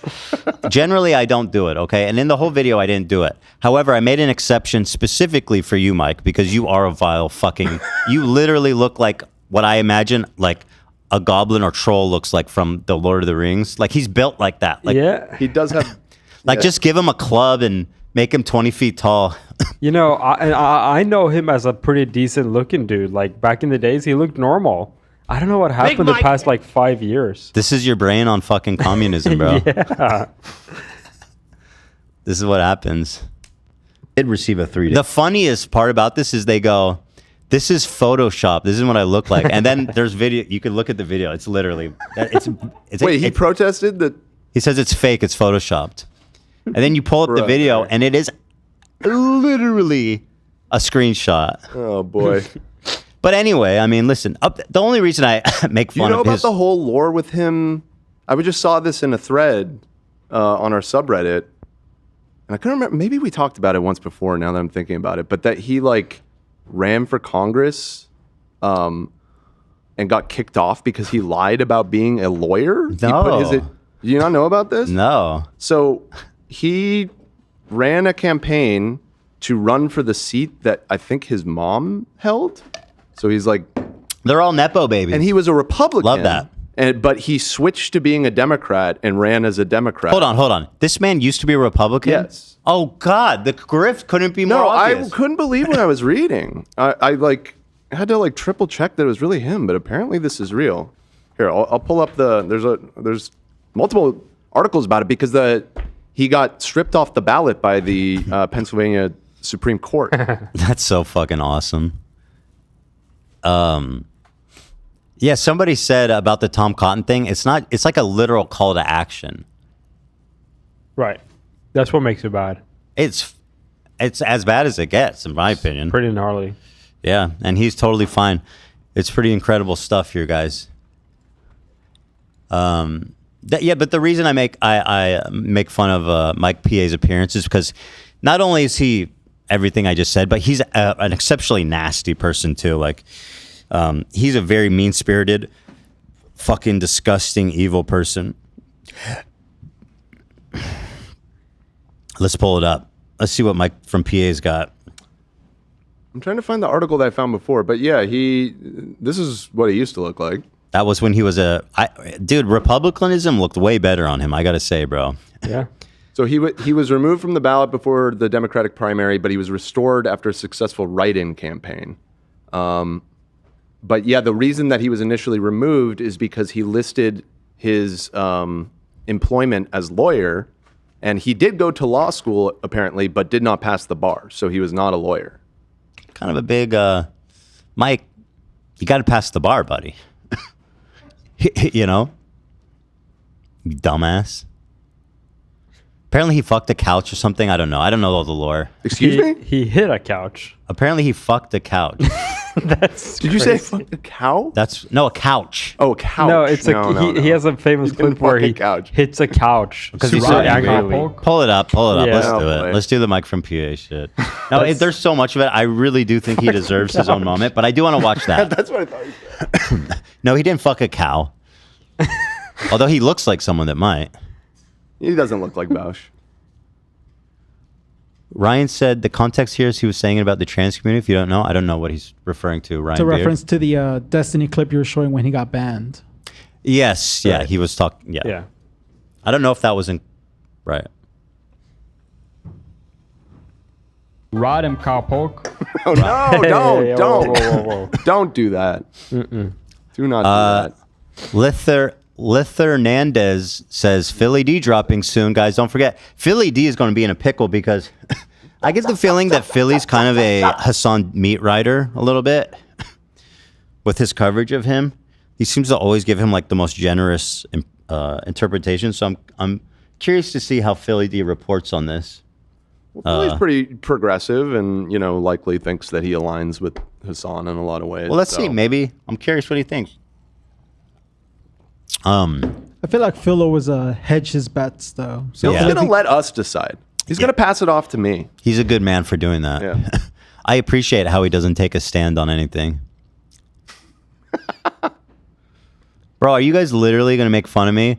Like, I made this happen by myself in my basement, in my garage. Graphic design is my passion. How dare you? With your fancy fucking 3D shapes. Here in my garage. I sent the couch clip. Hell yeah. Yeah. I think it's important. It is, yeah. I think it's really cringe and weird. Oh, wait. I keep ending up in the wrong Discord. What? Yeah, here. That just feels good. Oh my god. Yeah. That's it. Just feels good. What did you just do? Why is this couch now moved? Did you just hit the couch? No, we just moved the couch back. I just nudged it.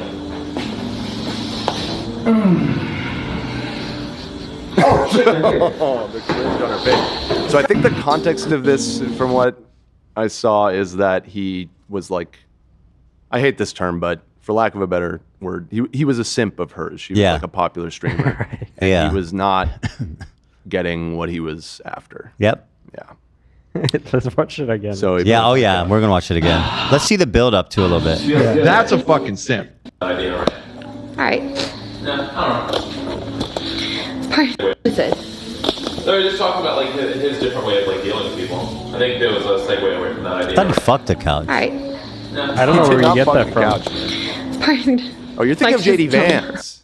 Oh, that was the whole meme about JD Vance fucking. What was the rumor about JD Vance fucking a couch? Somebody just made a tweet saying that he got caught once fucking a couch. Oh, okay. Or no, Then- that it was a quote from his book. They were like, "This is a wild quote from his they just from making a Hillbilly joke. Elegy," and talk. Yeah, it was just like a fake quote about him fucking a couch. And Wow, because I even saw like Kamala making jokes about it. I remember. she made like a passing reference to it. Yeah, it was written. Do not It was come. a good troll because I remember it was written in sort of a believable way, where he was sort of like reminiscing about his foibles as a kid. That is funny. Yeah.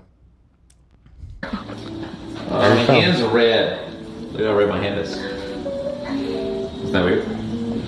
Well, no. Just I always versus get the other one. I Yeah, punched yeah, the a little late on this one. hard. Girl, are you streaming? Why? She's not saying anything. Yeah. She's just staring at the camera. I mean, this is. Here he comes. The granite. Yeah. The couches aren't safe around Mike. That just feels good. Oh my god. Yeah. Just feels good. What did you just do? Nothing. Why is this couch now moved? Did you just hit the couch? No, you just moved the couch back. I just nudged it. Oh shit, they're here. You gotta. We'll do the whole story. We'll do the whole story. But my point is that I really want to express is that it's open season for all these fucking pieces of shit who are like, they could hide under this veneer of like, I'm the good guy. I can say anything I want because I'm against genocide. And you see in a lot of the responses like Ethan, who's the villain for attacking someone who's pro-Palestine. It's like, that is not a fucking shield from criticism. I'm sorry. But yeah, no, it's open season for these scumbags. Day ban. This man put a bounty on a fellow streamer's head. This man should not be getting a 3-day suspension. He should be getting a knock on his door from the FBI. I made this video. This ending part is really short, and I want to watch it because I think it's important. And then we'll go back and address the stuff. Okay. Yeah. For 2 reasons. Listen, First, I spent so much time on this video, Dan. You got to let me enjoy. I got to have my moment. I know what we're in for. You know what I mean? I'm like in the lazy river right now. It's a beautiful day. I've got my suntan. I've got my mojito. Drinking out of a coconut. Mm-hmm. To stop Hasan infiltrating mainstream media. Hasan has been welcomed by many mainstream outlets. They view him as a friendly social democrat, as someone who's just trying to spread progressive politics online to an important demographic. This is such. I've never heard this before. So you know how right wing like neo Nazis are called gripers? There is a left wing version of that online, like extremists, and they said here they're called soipers. Pretty good. I think Mike is a soiper. It doesn't hit as hard. Okay, I'll work on it. Yeah. Maybe it's because I'm extremely soy, so you know. Ooh. I'm soy. I eat a lot of soy. You guys are literally so soy. I'm literally a soy boy. Your estrogen levels are probably through the roof, bro. You can tell. Traffic. But we know that's not true. Why, He is not their friend or their ally. If you ever see Hasan rubbing shoulders with anyone from mainstream media, let them know politely, with all the civility in the world, what kind of person he is when he thinks mainstream media isn't watching. Help them understand that his name should be associated with people like Nick Fuentes and Alex Jones, other fringe, radical, political commentators. Number 2, Twitch must be held accountable. Twitch has proven that it will not change by choice. And so it is our moral imperative to enact that change through any reasonable... These are all their sponsors. And listen, at a certain point, when you've pushed every button and pulled every lever and nothing's working, when you've tried your best to give good faith feedback and you think that something is that important to you, like you have, in my opinion, a moral obligation and what I see as a moral obligation to pull whatever lever you can. And I am not too fucking proud and I am not above, I don't give a shit, right? Like if you've done something dumb enough that you can get easily fucked by an email to the sponsors, that's something you have to reckon and deal with. I've been dealing with that my whole fucking career, okay? I wasn't going to say it. No, I am. I'm not. I don't hide from it. Everybody knows that. Right. I've been dealing with it for my whole fucking career, okay? And it's something you got to reckon with. It's something you got to deal with. But like, be accountable, man. And I have become accountable for a lot of things that people always send to the sponsors, and it's something you deal with. That's just life. And I think it's insane that all these brands are associating with Twitch when it's become a safe haven for extremist politics. Means that we can. Samsung, Chevron, and Capcom. Twitch has given them a lasting association with a racial tier list with Arabs at the top and Jews at the bottom. These brands have every right to know. And they should. We all recall YouTube's Adpocalypse. It happened when ads were running over ISIS recruitment videos and it caused a brand exodus. The same thing is happening now on Twitch, but instead of ISIS, it's the Houthis, Hamas, and Hezbollah. Dan Clancy's refusal to moderate extremists is the only reason for any of this. He is the sole person to blame. He had so many opportunities to stop this. Ultimately, after dedicating months of my life to creating this video, I am left with one overwhelming conclusion. Fuck this dude. That was it, yeah. So, yeah, the thing about Dan Clancy, too, is that, like, if you look back at the Adpocalypse that took place on YouTube, we all got fucked so hard. There was years of the revenue being dog shit. I lost 90% of my ad revenue when that happened, and I didn't have sponsors at the time. That was like 100%. That was all my income was from that. So what YouTube did is they rallied. They created really complex systems of checks. They hired like thousands of people to perform manual checks to ensure like fairness and accuracy. And they built a system, a robust system that is really become effective. Sometimes it makes mistakes, but on the whole, it's become very effective at creating a safe and fair ecosystem for brands. So much so that I can say my CPM is higher than it's ever been now. Like, because of their efforts, it's better than it was. Mm-hmm. And so And Twitch, at the time when the apocalypse was happening, were you mad at the people who pointed out that ads were on ISIS videos? Yes. Okay. Yeah, it was. Well, long term, it turned out to be good. But right. Maybe you owe them an apology. Yeah. At the time, at the time I saw it kind of differently. There was a lot going on, weird political stuff. If that ISIS thing didn't happen, something else would have happened. Like, there was a horrible system. It would have eventually broken. Like, now we have a nice, robust thing going on, and like that's thanks to them technically. Dude, when you think back to how YouTube used to be, it's insane. Like, that was unsustainable. Yep. You could fucking release any video and have ads on it. Yeah. On a fresh account, mind It you. was You could. crazy. Dude, I remember. Yeah, that was fucking awesome. It was awesome, Yeah. but it was like totally unsustainable. Yeah, for sure. You know? Who exposed it at that time? It was a Wall Street Journal, right? They're the ones who wrote a whole. I remember there was a article whole. regarding It turned into this insane media frenzy. Like, I've never seen anything like it. Yeah. It started with maybe the Wall Street Journal, and then like it got picked up by all these. It just went so fucking meteoric. Well, You got it the first time.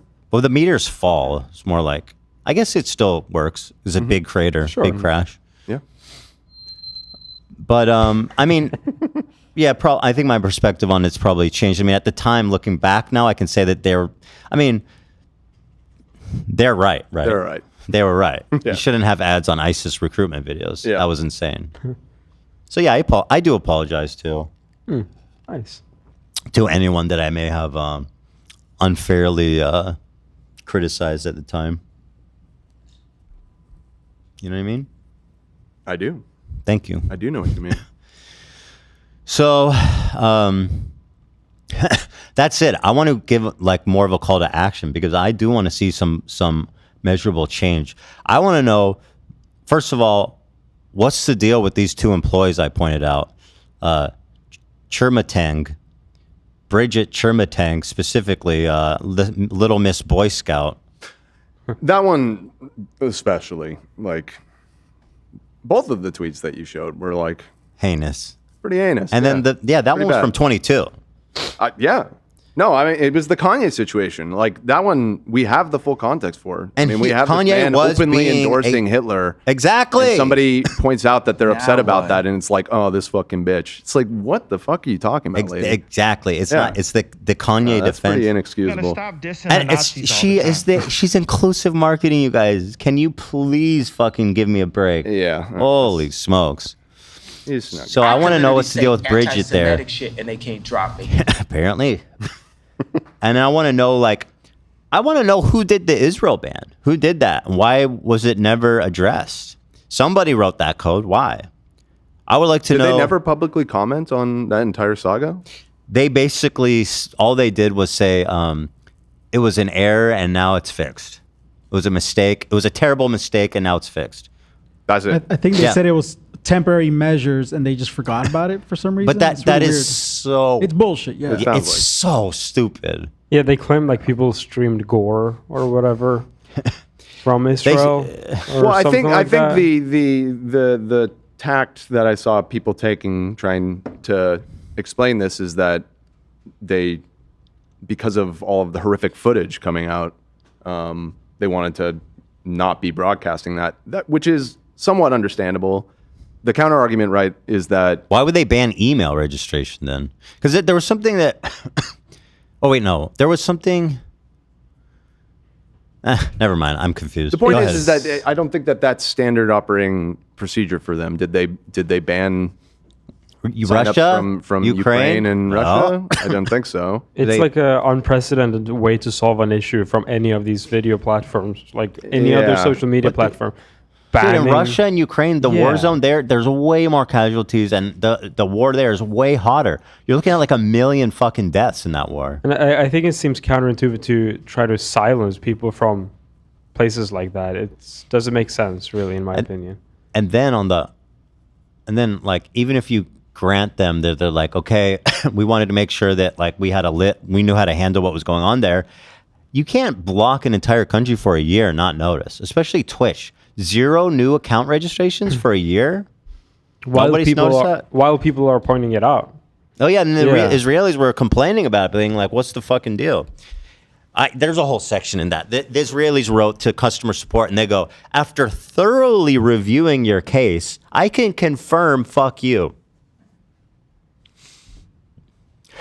So yeah, I don't know.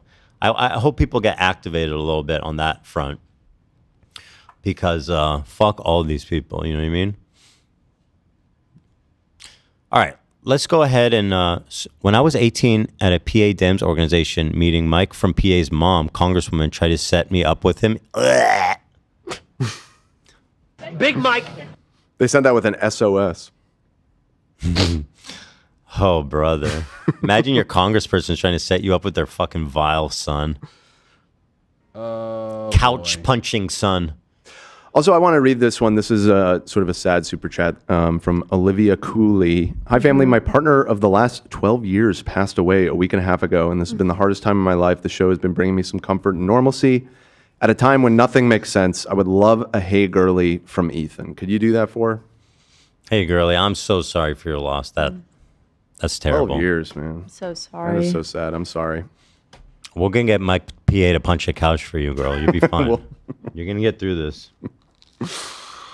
We're going to get through this together. I got something fresh for you guys. Oh, wow. Not only did JD Vance fuck a couch, he married it. Oh. Yo. For real. That's epic. For real. That's epic.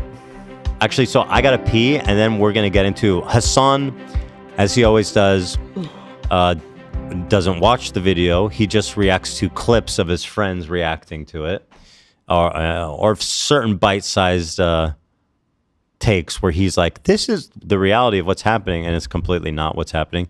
I'm going to watch all these and respond. I'm going to go to the bathroom real fast, and then we'll jump right into that. So thank you, everybody. Give me one moment. I will be right back.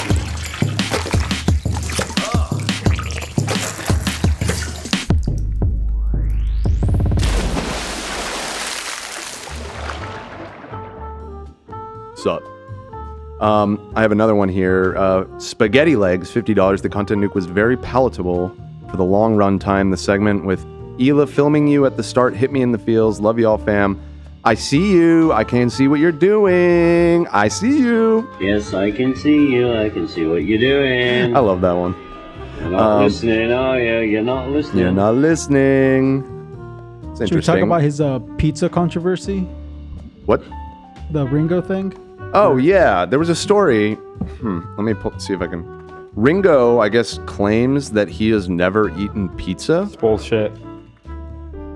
Do you want to be here for that?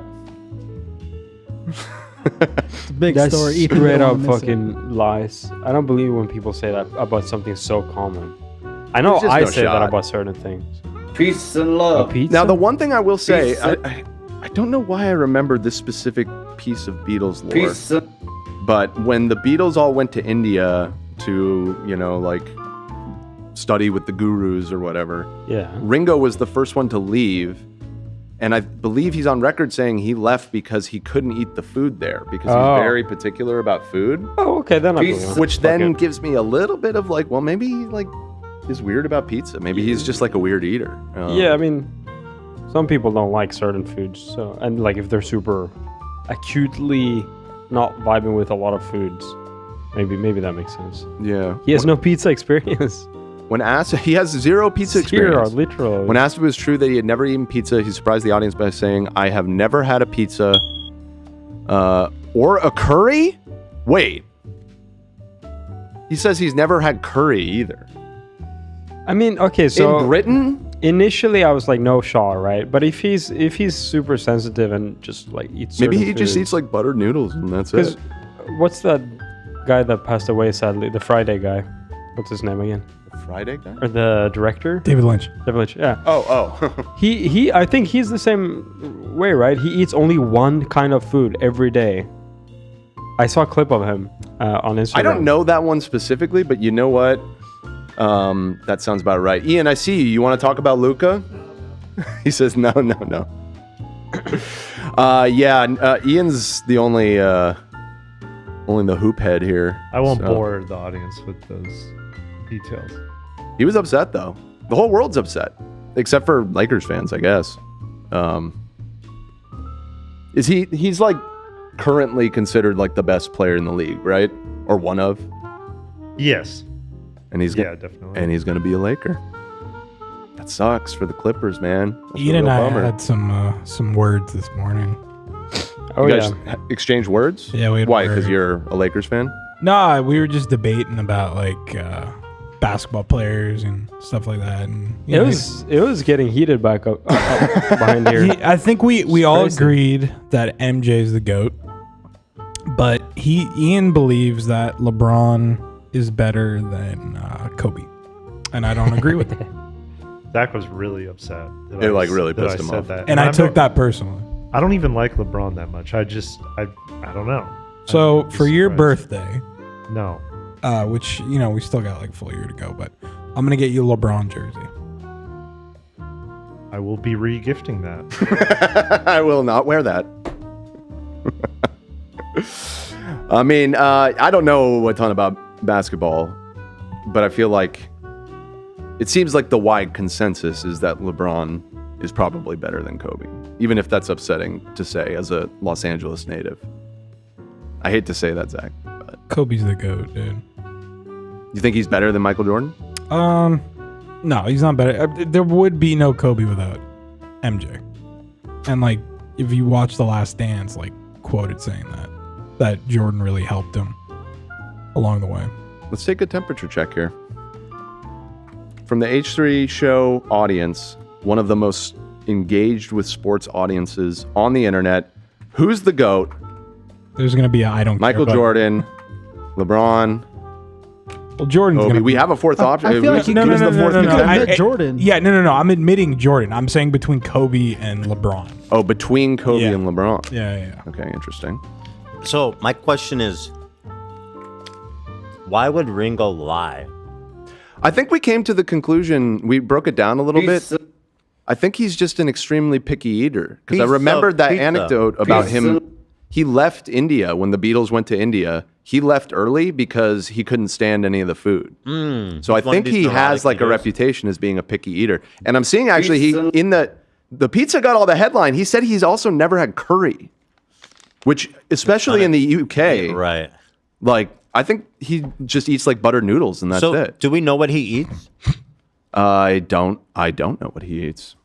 Not pizza. I'm curious now. I want to know. Oh, you have him saying pizza. Peace. That's peace and love. But if you cut it off, okay. Oh yeah, Ringo did a Pizza Hut commercial. Money. Right. Peace and love. Peace and love. You got something, Olive? I do. Ringo Starr is a vegetarian, and he says that he has broccoli with everything and blueberries every single morning. No wonder he looks so fucking youthful. Mhm. That dude looks good for his age. Yeah. Shout out. Blueberries and broccoli? For real. I eat the same thing every day. Dan, this is a bad poll, dude. Why is this a bad poll? What is wrong with you people? Like what? Because you're not getting the answer you want? This is a bad poll, dude. What the Well, I don't fuck? understand this thing of like, why does someone need to be the best? They're all insanely good. No, just between Kobe and LeBron. It's like how Like Kobe is like LA icon. You can't even shouldn't even make the comparison. That's what I'm saying. Yeah. I voted Kobe because he's, at least to me, I feel like he's more internationally known. He's the person I know the most about. LeBron is pretty fucking big right From now. a very Kobe was personal- huge though. Yeah, Kobe was huge. Yeah. Dude, he's like he was just amazing to watch and play. I don't feel that with LeBron, man. But he was so LA too. He was with the Lakers for so long. You know what I mean? Was he with the Lakers his whole career? Whole career. Whole career, Dude, He went that's LA, bro. Right Come from high school to high school to the NBA. Come on. In Well, LA, people are you saying- can't say LeBron, even though he's on the Lakers and we love that. But come on, stop. Zach said to leave MJ off. Everybody's mad that No, MJ no, no. isn't on this poll. but he said it's- MJ is the GOAT. I We already should know have that. reworded. That's Yeah. right. I worded. You know what? This is a bad poll. poll. It's a bad poll? This is a bad poll. It should be like I made a who's bad the- poll here. I apologize. He said it. You got it. You can clip it. Clip it. I made a bad poll. That was a bad poll. I apologize. I apologize. Sincerely. All right. Shall we move on, or are you going to recreate the poll, Dan? Would you like me to? No. I'd be happy to. You know what? Let me recreate the poll. Yeah, not really. Let's recreate it and Between just these two players, who is the best? Totally unnecessary, actually. Esteban.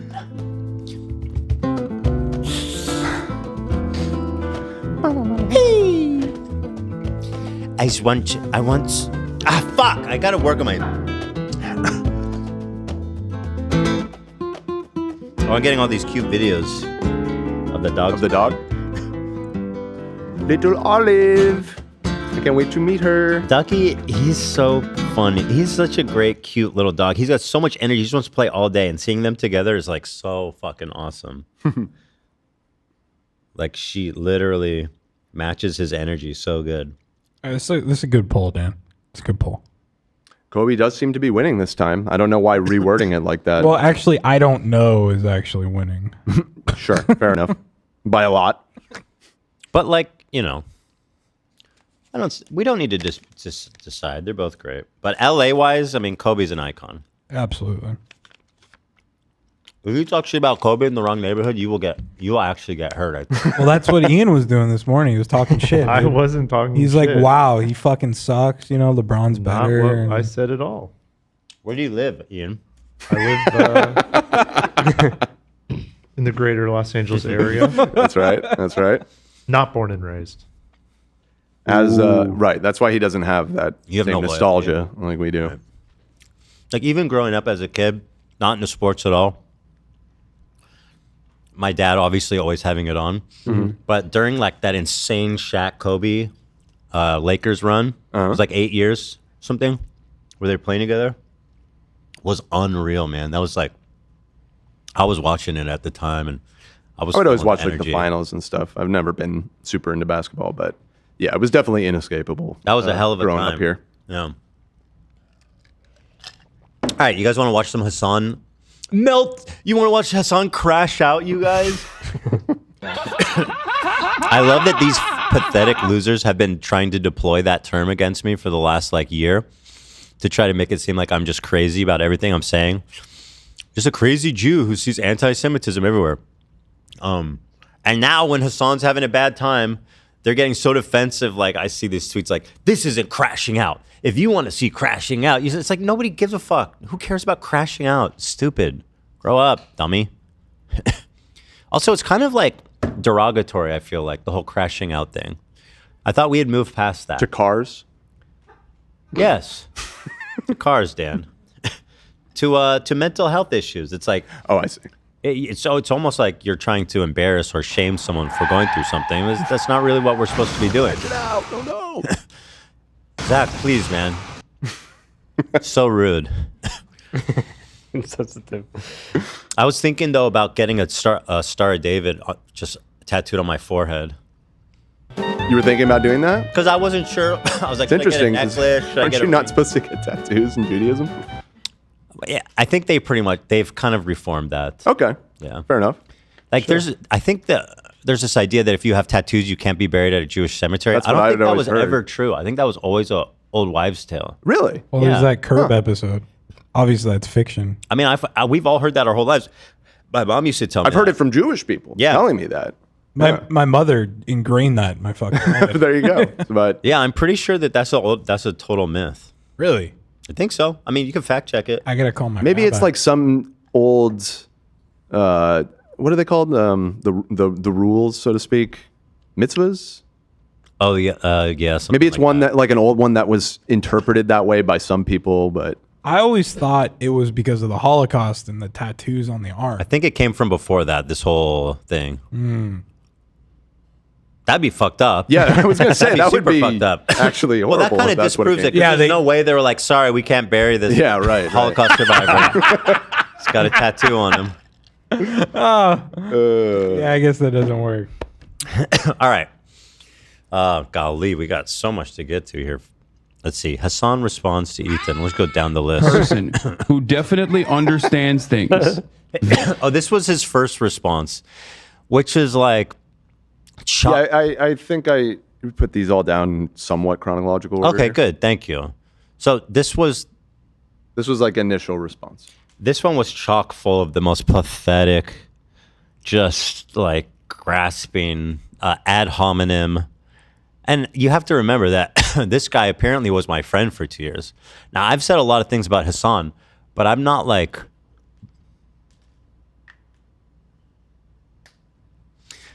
I mean, we were during our time together, we were friends. You know, I'm not like... Because he's like, oh, he's dumb. He's fucking stupid and he doesn't know anything. And it's like, well, we had a political show for 2 years. That's how you felt about me the whole time? I don't know. Like, I won't say like I felt that about him when we were friends. Person who definitely understands things. Very smart, very intelligent. Definitely not a fucking hack ass, failed ass, dumbass fucking comedian. Bro, I've never tried to be a comedian, a failed comedian. What are you talking about? You were the one in my emails begging me for a collab on the Young Turks. Right, that did happen. Yeah. Oh, yeah. Like, why would you? It's so like pathetic, bro. And again, it's like it's not even a sore spot for me or anything because I'm not a comedian. I've never tried to be a professional comedian. He's not funny. Exactly. I keep trying to tell everyone that. Yeah, we say, in the comedy We can't say world, I'm we say failed we're the either last way. line of I mean, I'm defense. doing pretty good. You're doing okay. This is where I mean, I just posted a video about your meets dumbass the that got wall. 2 million views. Right. In 2 days. Hack ass, failed ass, dumbass fucking comedian. I mean, it's just such an L take. It's just pathetic. It's like you're really at your rock bottom here right now. Comedian. In air quotes. Ooh! Still. Ooh! I didn't even hear what you said. Not funny. Air quotes. Not funny. It's just like you're a socialist.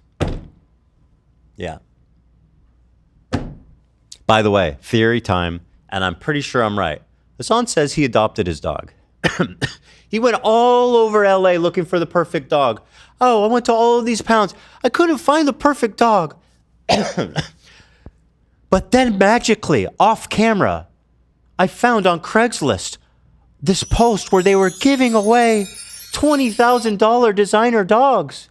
And I was so lucky, Hasan Piker. I found this. Can anybody find me a Craigslist post where they're giving away $20,000 designer dogs? Because I'd like to inquire. He bought that dog. He bought the fucking dog. And he doesn't want to admit it. Obviously. And by the way, I don't know. I don't know nothing. That's not the only lie he tells about his personal life. I did a story about it, but people didn't pick it up. But I don't give a fuck. This guy's a piece of shit. No, but people need to ask Hasan who's cooking his chicken off screen in his house. Who's cooking that chicken? Who's taking care of him? Fucking fried chicken. Kaya? Is that what you're implying? Dogs cannot cook chicken, Dan. Oh. Last I checked. Just saying. There's somebody... Since our friendship was a farce, apparently, according to him, right? There's something he goes, don't tell anyone, though, for obvious reasons. That I have this bougie-ass fucking... I'm just saying. Somebody's cooking his chicken. And they don't look like they're getting a piece of the pie either. You know what I mean? They're not on that socialist. They're not on that socialized workplace salary. You know what I mean? Cooking chicken's a big deal. That's integral to his daily routine. Of course she's entitled to a percent of his profits. Duh. Socialism, bro. Live it, bro. Live it. Be the socialist you say you are. Anyway, that's just me. You guys should ask him about the chicken. And also ask him for the Craigslist post about giving away the $20,000 free designer dogs. You guys, oh my God, I always been looking high and low for the perfect dog. I've been to 20 pounds. And then magically one night, I found it was like a Portuguese black spotted a pit bulldog. Yeah, I know it's crazy, you guys. They usually cost like $50,000 from really obscure breeders in Japan only. But I found one for free on Craigslist. And it was also a puppy. And it was a pup. Oh my God. He found a designer dog puppy for free on Craigslist. And that's how afraid of his audience he is. He can't even be honest about that. Like, he did good things. He donated to Pounds and stuff, which is good, right? He donated for people's adoptions. That's a good thing to do. But he's so afraid of his fucking audience, and he needs to be perceived as this perfect moral arbiter, this perfect moral representative of of a person, that he can't be like, yeah, I bought the dog. Dumbass liar. Anyway, go on. Listen, our friendship was a farce, so just speak your shit. Speak your shit and I'll speak my shit. Nobody ever calls me a fake comedian. This is all a farce. That's gloves off, buddy. I'll tell you what, man. Still doing fucking 2014 memes on the timeline. Well, I'm not even on the timeline. Excuse me, 20. Bro, what are you even on? Excuse me, bro. My memes are fresh and hot, and they're not on the timeline. They're in the stories. There were a lot of 2014 memes in your video. And this isn't a criticism, but let's just be real. Like which? Like the Ty Lopez and the... Oh, well, that was... Yeah, that was a callback, because his dumbass would... Well, you're doing... Yeah, right, but I just... He was like, this guy's great because he reads a lot of books. He's fucking read so many books. It's very Ty Lopez, you're right. My garage. I'm just pointing out. But he hasn't... roughly 2014. Because if that's what you're referring to, I mean, apparently he hasn't watched the video. I don't know. Timeline anymore. I'm actually too scared to be on the timeline, so I just fucking constantly whine about it from behind my Instagram stories. Even dude, the stuff he's going on about is just sad. Sorry, I'm like off Twitter. I thought that was a good thing, and also it's owned by white supremacist Nazis. Like, you probably should not be on there too, dumbass. Yeah. He's like, this pussy doesn't even spend time on fucking Twitter. This dude's a giant fucking pussy, bro. There's a clip of Hasan. They're having like a night out and Valkyrie is with him. And she's like, Hasan's always on his phone. He's off screen, always on his phone. And he got all butthurt. It's like, yeah, we know, bro. You have a problem. You spend a lot of time on Twitter. That's not necessarily like a fucking admirable trait, dude. Dude, this pussy doesn't even spend time on Twitter. What a fucking loser. Bro, I just made an hour and 40-minute video talking in great detail about your deficits, right? And instead of addressing that, you're saying this dude's a pussy for not being on Twitter? That's your response? What? Even though I'm a fucking 50-year-old dude with like 3 children, and I spend most of my time... So hold on. You're saying because I'm a 50-year-old dude and I have a family, therefore I should be on Twitter more and not hiding? Also, bro, let's please, dude... You're not that young. What's he, like 34, 35? 3. Yeah. Like, bro, I'm sorry. I'm 39. We're in the same decade. You're lonely, family ass bitch. Like, you know what I mean? I'm sorry, bro. I'm not judging you for not being married and not having a family, but let's be real here, okay? We're very close in age, okay? And he's doing the leafy. This man has fallen so far. He's doing the leafy. Get a load of this old fucking loser with kids. He doesn't even spend all of his day on Twitter, dude. Like, dude he's scraping the bottom of the barrel. He is a lost. You're a 34-year-old man. A 34-year-old man. That's him. Hasan's doing that. At least Leafy was saying my real age, too. Now I'm 50, according to Hasan. How old is this guy again? He's Like 44. 35, 40? That's how old Hasan is. Leafy can do it. That's how old Hasan is. Literally. Like, what kind of insult is that, bro? What are you doing? Online. It's my job too, by the way, and I make a good living. You know, fucking crying. Yeah, most of it. Yeah. Anyway, if I was one of those things, then obviously that would be really scary. You know, I'd be really scared of the rising tide of socialism and communism in the United States of America. Ooh, terror. Yeah, I mean, that's not at all what the video was about. I mean, I think it was specifically targeted at like online, quote unquote, socialists who are more interested in like feeling superior and feeling like they're such great fucking people than actual like communism or socialism as it's expressed as like real people express it. But of course, if you watch the video, that was like maybe like, I don't know, like 30 seconds, like a short joke at the very beginning of the video. And this is what Hasan does. He does these straw mans. He goes, I didn't even watch the hour and 40-minute long video, but it's just about, socialists are scary. It's like, well, I can see why you think that. That's what I talked about for an hour and 40 minutes. Yeah. Terror is what I would say. So that's why I'm looking like Tim Pool today, who surprisingly and completely unrelated to what I was saying. Oh my God, it's fucking 5 a.m. out here, dude. I'm literally, there's only so much I can take. Out, bro. You should go to bed. You know, I think Hasan really needs to focus on his mental health. He needs to go to bed, okay, buddy? It's clearly that the sleep deprivation is getting to you. I say this not seriously, but because this is the type of shit that Hasan and his community have been telling me for a fucking year nonstop. And look at him now. What the hell? Who's crashing out now, bitch? This guy, I literally had a disagreement with me over Israel. Ended the podcast. I was so fucking gracious to him. Far more gracious than he goddamn deserves. Yeah, thank you, bro. Thank you for finally saying what I knew you actually thought at the time. Like, which was the problem, of course. Literally ends the podcast because he can't fucking cut it. Like, he's like, I don't want to talk about politics anymore because people are hurting my feelings when I talk about Israel, and because it kind of comes across like I'm defending Israel. Okay. And then everybody goes, oh, you're defending Israel. It's like his whole shtick for the past year has been saying liberal Zionist talking points and then getting mad at everyone when they go, are you a Zionist? What liberal... Bro, the fantasy world that they've built is incredible. What liberal Zionist what is a liberal Zionist talking point? Well, I mean, what they're probably referring to is stuff like the...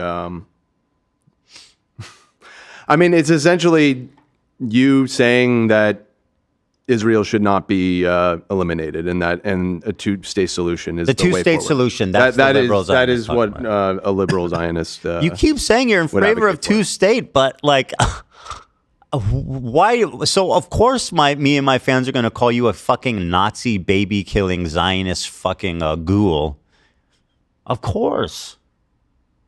I think that's a fair assessment. I don't want to speak for these people. In my video, that was my takeaway too, is that it's like he's one state, I'm two state. And apparently being two state is like genocidal, I guess. It's fine. And he's like, whoa, this is anti-Semitism. It's like, shut the fuck up, dude. What kind of fucking moronic attitude is this? Just don't talk about politics. Just go back to fucking talking about like gooning or... Gooning? You talk a lot about gooning. I don't know. No, not really. I don't remember ever talking gooning, but okay, I'm a gooner apparently. Okay, very well done, very good. We're very good point. Very poignant criticism of me. Justin Baldoni, or by the way, this guy covered Justin Baldoni. He did a ton of Justin Baldoni videos. He did. Just saying, ain't nothing wrong with talking about our boy JD. He got in trouble for it. JB. Talking about like gooning or Justin Baldoni or is happening online. You're clearly not intellectually equipped enough, and you got fucking deluded by a sex cult, okay? Like, Destiny was able to fucking brainwash you over the course of a year. Bro, I don't know him. I can't get over how funny this shit is. Like, they need me to be, like, Destiny's best friend in the whole world or something. Like, that's the only way they can engage with this conversation. Also, he called me dumb. Did you guys notice that? I feel wounded, frankly. It's too far, to be quite honest. Only I'm allowed to do that. Yeah. Excuse me, sir. I am very smart, I'll have you know. I have heard that consistently throughout my life from my mom. Excuse me, sir. You fucking liar. But I mean, it does speak a lot to his character in that this guy was alleging to be my friend for 2 years, and now he's like, no, he's actually the dumbest person alive. He's a liberal Zionist, the dumbest person alive, and he shouldn't even talk about politics because he's such a fucking loser. It's like, okay. Well, I thought we were friends. I feel he's really showing his ass here. He's the frat boy. He's dropping the good guy veneer, and the frat boy dipshit is coming out now. I'm sorry. You got a child's brain. Go enjoy childish things. A child's the fuck brain? Is wrong? Come on, bro. Come on. Come on. That's so below the belt. I have a grown man's brain. I think about grown man shit, and you know it. Think about dinner. He's a big boy. I think about, yeah, what are we going to do for dinner? I pay bills. I employ people. You buy and sell stocks. That's right. Buy, sell. By the way, how's that tariff war affecting the S&P? The stock market like barely moved today, which is fucking 50 points or something. Who the fuck knows what's going on anymore? Well, he closed the deal with Mexico. Well, I saw that they said they're pulling back on the Mexico thing, but apparently still moving forward with the Canada thing. So they got to make some compromises up there in the north, man. They got to send some like roadies to the Mexican border. S&P closed at minus 45 points. I actually could. That's not that bad considering. Not that bad at all. Considering he's like, let's just raise the price of everything in the world by 20% for no reason. Bro, he's strong-arming Canada. You don't want the 51st Strong-arming state, them into what? To become hither, my dude. To join the United States. I can't tell how serious they are about that. Like, he doesn't think Canada's going to be the 51st state. It doesn't make any sense. He keeps saying it. He's just memeing. How are you going to magically annex Greenland? Like, why are they actually being serious about that? Look, I mean, it's not with magic. It's with the U.S. military, which... He wants to do a hostile seizing of Greenland? Add the star to the flag, dude. 51. Nobody asked for that. No one ever asked for that. Nobody's asking for us to take over Greenland. And I'm pretty sure the Greenland people never asked for that either. I don't. They're like, what? He's like, they're like, who? Where's Shitland? I mean, what is happening? Tariffs have been delayed for Canada. Oh, so we pulled back on that too. So none of this is happening. We survived the what trade are we war. Doing? What is happening? We survived the trade war, guys. Canada tariff. Trump keeps doing this apparently thing. this was just announced 1 hour ago. What are the details? What's the compromise? Trump pauses tariffs on Canada imports for 30 days after doing the same thing for Mexico. Bro, I got to read about it. I don't know. Mexico said they were going to put a bunch of like officers on the border. Yeah. Right, and everybody said from the beginning, like, is this some sort of negotiating tactic? But then people asked, what can these countries do to avoid this happening? And he said nothing. So it's like, why are we doing this? Why are we doing it then? Yeah. Join the union. He keeps doing this thing where he does something horrible, and then it's like, So I've decided to remove the sanctions. He does like, it on purpose. I saved you guys. I guess he does it on purpose. Yeah. He saw the stock market tanking. Yeah. in, like the before. Maybe somebody got to him and was just like, bro, you were going to fucking tank the economy with this. I think Mexico and Canada need to be 51, 52. Greenland 53. That's what I'm saying, dog. You're on board? Get the Iceland, flags fuck ready. it, 54. Well, they keep saying make Canada the 51st state, which, yeah, I guess it's just rhetorical bullshit. But wouldn't that, it would be more than one state. We'd have to split that up in at least a few ways. Oh, yeah. Good point. One whole state? I was Good talking point. about this with Dan this morning. We need 50 white stars and then one like yellow star for Canada. So it'd be a country. You know? That sounds a little anti-Semitic. Yeah, it sounds a little fucked, bro. How so? Yellow stars. I usually make that call. I feel like I know. I'm fucking reversing it on you right now. You know, it's anti-Semitic. You actually would say that it's anti-Semitic. He has a point, Dan. Zach is the decider. Point that out. Well, I think we got to liberate Greenland from the Danes because they own it now. And you know what? You know what? True. I'm kind of for I'm calling it Denmark, 55th state. Well, Denmark owns Greenland. Like that's technically That's Denmark. why we need them too. I say we liberate the fucking Greenland people from Denmark. Look, I'm gonna turn the star yellow around my neck until Canada joins the union. Jesus. Yeah.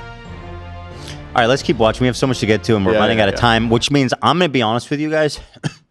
I am not talking about anything else until I've said everything I want about this. I spent way too much time in this, and Wednesday we're going to do it all again because there's so much left to talk about. Did you see the meme? What about you being upset that we're still talking? Yeah, I saw it. I'm pulling it anyway. I expected nothing less. We can get through it today. Let's get back on topic. No. Let's get back on topic. We're going to get through it. We're not even getting through the video today. We can absolutely get through it all. You got Slam, brother.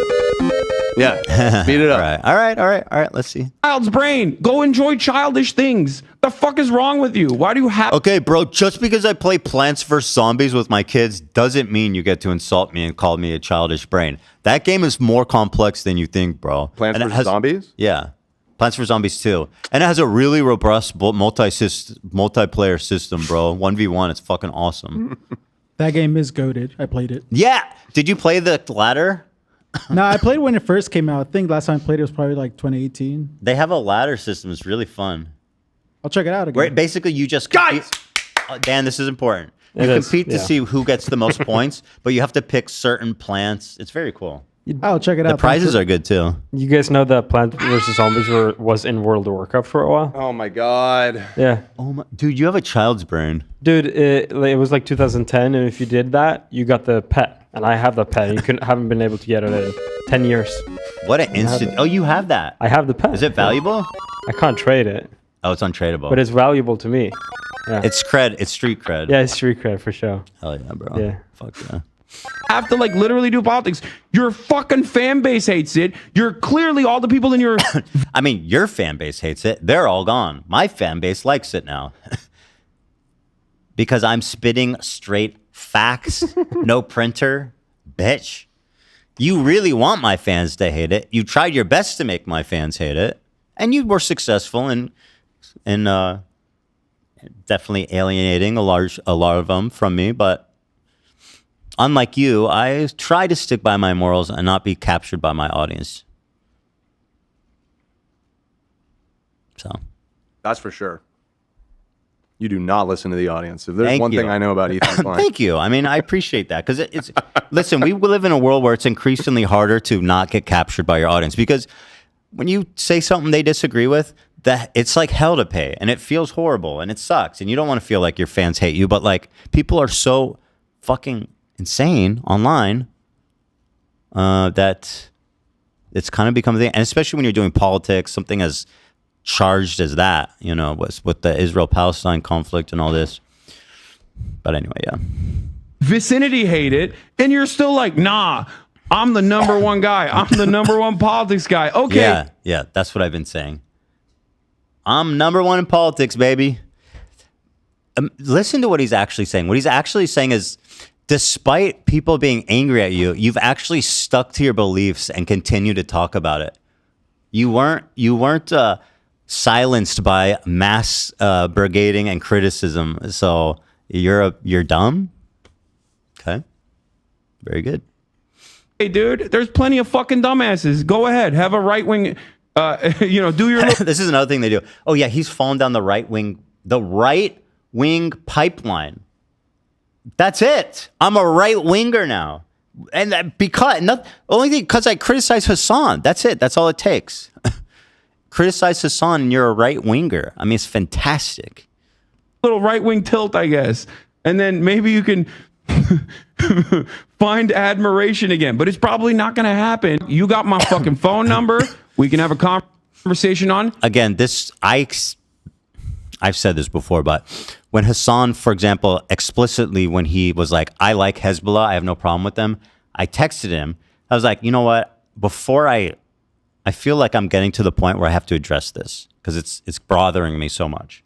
Before I get to this point, I think I need to reach out to him at least and see like what's there. So I reached out to him. I said, hey, bro, what you said about Hezbollah is pretty fucked up. Like something to that effect, maybe more. And he didn't respond.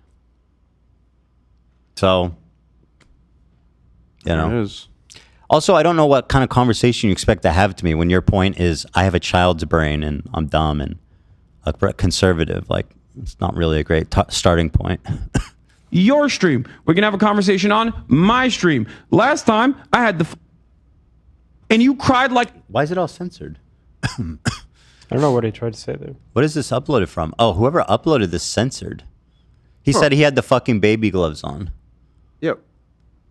Stream. We're gonna have a conversation on my stream. Last time I had the this is and you from cried his like VOD channel. I know he did it. That's my guess. I'm not sure though. So Hasan says last time, which was our last conversation on his stream, I had the fucking baby gloves on, which was part of. I was like, dude, why are you patronizing me?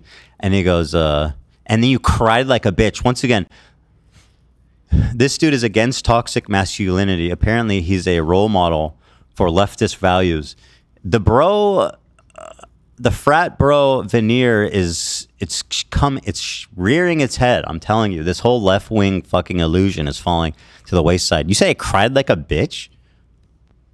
You got my fucking phone number. We can have a conversation on your stream. We can have a conversation on my stream. Last time, I had the fucking baby gloves on, and you cried like a bitch after doing Teddy Fresh ads in the midst of our genocide coverage. Okay? He's doing like all the Snarker greatest hits, like straight up. He's been on Snark. That was so. I did like a joke where I was like, hey, when he walked away from the computer, I was like, hey, everybody, teddyfresh.com, whatever. I went and rewatched it, that specific moment, because I was... Well, at first I thought they were talking about on the last episode of Leftovers, but then I realized... That was yeah. Yeah, so, I mean, my impression rewatching it is that was a bit of dark, ironic humor, because that was like at the low point of the conversation. Yeah. We're like looking at the chat, all saying, fuck you, piece of shit. And we're like, go to Teddy Fresh, which like...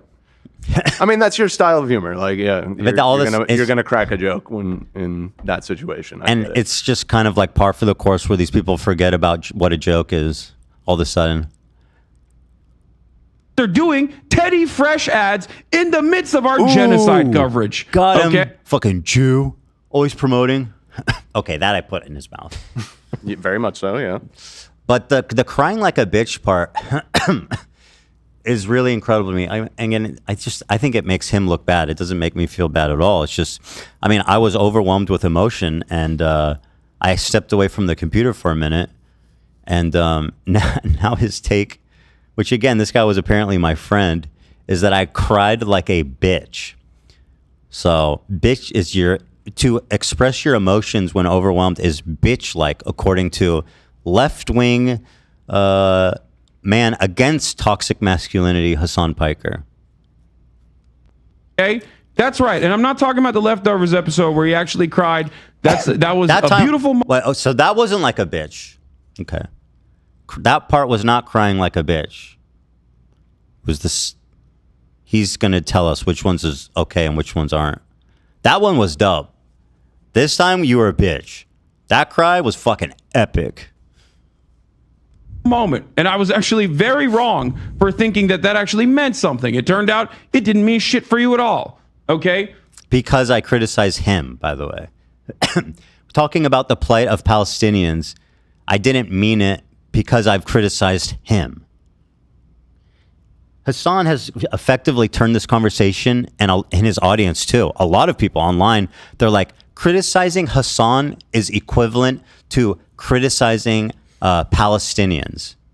It's literally the same. It's really incredible how they've managed to achieve such an insane, status quo here. Because selfishly, you spent the next year constantly fucking ripping into, suspiciously, a lot of not myself, but other people of color. I'm not calling myself a person of color. I know it's going to get clipped out of context here as well. And then you're going to be like, meh, meh, meh, meh, whatever. No, just noticing that you have just been going after a lot of. This guy is really throwing spaghetti at the wall. He's accused me of being racist. And that to me is like, my eyes rolled all the way in the back of my fucking head if I had a seizure. I was going after brown people. I'm assuming he's talking about people like Frogan and others who, by the way, I have never attacked unprovoked. Every single fucking time I've talked about Frogan was a direct response to her. Every fucking time. So what, she's brown? That's your takeaway? Is that because she's brown? That's the only reason I care that she's making fun of October 7th fucking terrorist victims? That she's brown? That's for real? Are you being serious right now? Are you actually being serious right now? You're actually making this point right now. Okay. Fucking interesting, man. Yeah, you want to see... Exactly. This is the brown people that he's talking about. Yeah, Casey... Comrade Casey, who's waiting for a hot, bodacious hijabi babe in the park. Oh, God, I forgot about that. Let's not forget about that.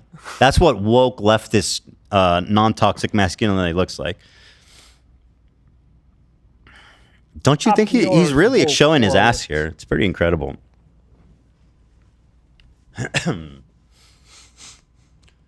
Of people of color, Arabs, Muslims in general, just constantly fucking talking about how scary they're so scary. You know? Yeah, Frogan's so scary.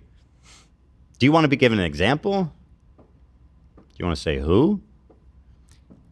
He's so scared of Arabs based on the fact that Frogan called him a racist fucking pig and he responded to her. So Islamophobic. Why? Why are they so scary? Islamophobic moron. Okay, so now I'm just straight up Islamophobic. What's happening? How is this the conversation we're having? I literally made an hour and 40-minute fucking video that I put a ton of effort and time into, and instead of addressing any actual thing in that video, his response is, Ethan is Islamophobic? I just saw the guy walk by in the background. Just got to point that out. Yep, I saw it. We love you, buddy. Do we make the joke that he's the ha-ha-ha guy? Oh, yeah. We must have done that many times by now, right?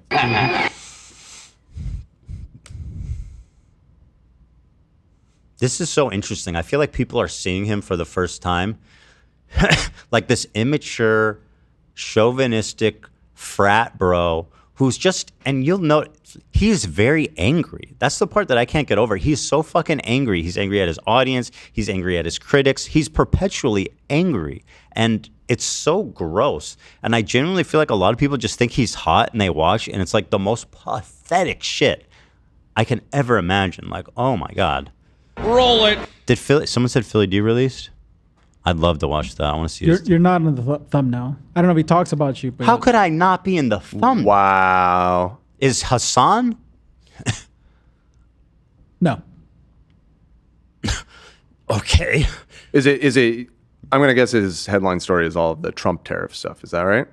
Yes. What's I know it. Has Elon Musk and AOC on the thumbnail? It's a pretty big okay, but it's a big thing that's going on. I understand. Did he talk about and frankly, Philly seems to have tried to pivot recently into being more just general news. Like he doesn't seem internet focused that much anymore. I think that might be a conscious decision on his point. I think they've noticed that Trump in the title right now juices. Past 2 weeks, only Trump. Oh, it's like he's in every thumbnail. Yes. You're right. Every single one is Trump. How are his views? Are his views way up? They're 800K, 900K. So I think it's good for him. Yeah. They're doing good. Yeah. He didn't even mention me in Hasan? Again, I think he's trying to pivot into being like a news guy, like a news guy. Yeah, looking through the timestamps, I don't see anything internet related at all. Yeah. You didn't even make an exception for us, Philly? Did you Which get spooked? means Did you get spooked, Hasan, when I called in and you realized all your fans are fucking terrible people. They were like, "Ooh, Zionist fucking pig Jew." They're not terrible people. Some of them are. Lots of overlap. What, Dan? I was just saying, sounds like there's a niche that might be available. For drama? For being the new Philly D. If he's not filling us in anymore about internet stuff, somebody else needs to step up. That's what I'm doing. You're saying for me? I'm just saying in general, somebody needs to do it. I don't want more competitors. What do you mean? Nobody needs to do that. You don't do what Philly does. I'm feeling You don't do what Philly does. I'm Spartacus! I'm Spartacus. I'm Spartacus. I'm Philly D. I'm Philly D. I'm Spartacus! All right, Hasan, go ahead. You're doing great, sweetie. That's what they say, right? You're doing great, sweetie. That's what the kids say. Yeah. He's so crashing out right now. Kids loved Hitler. I can't believe he's crashing out right now. Who fucking retweets or basically tweets out Ben Shapiro quotes. This is incredible. Not on Twitter. I'm not retweeting or tweeting Ben Shapiro or Ben Shapiro, Jason. I don't know who he's referring to. But in his mind, in the way he sets this up to his audience, and a lot of time this is just what he does, and everyone's like, yep, that's the thing. He says, who fucking retweets or basically tweets out Ben Shapiro. He retweets Ben Shapiro. No, sorry. Basically retweets Ben Shapiro talking points. What?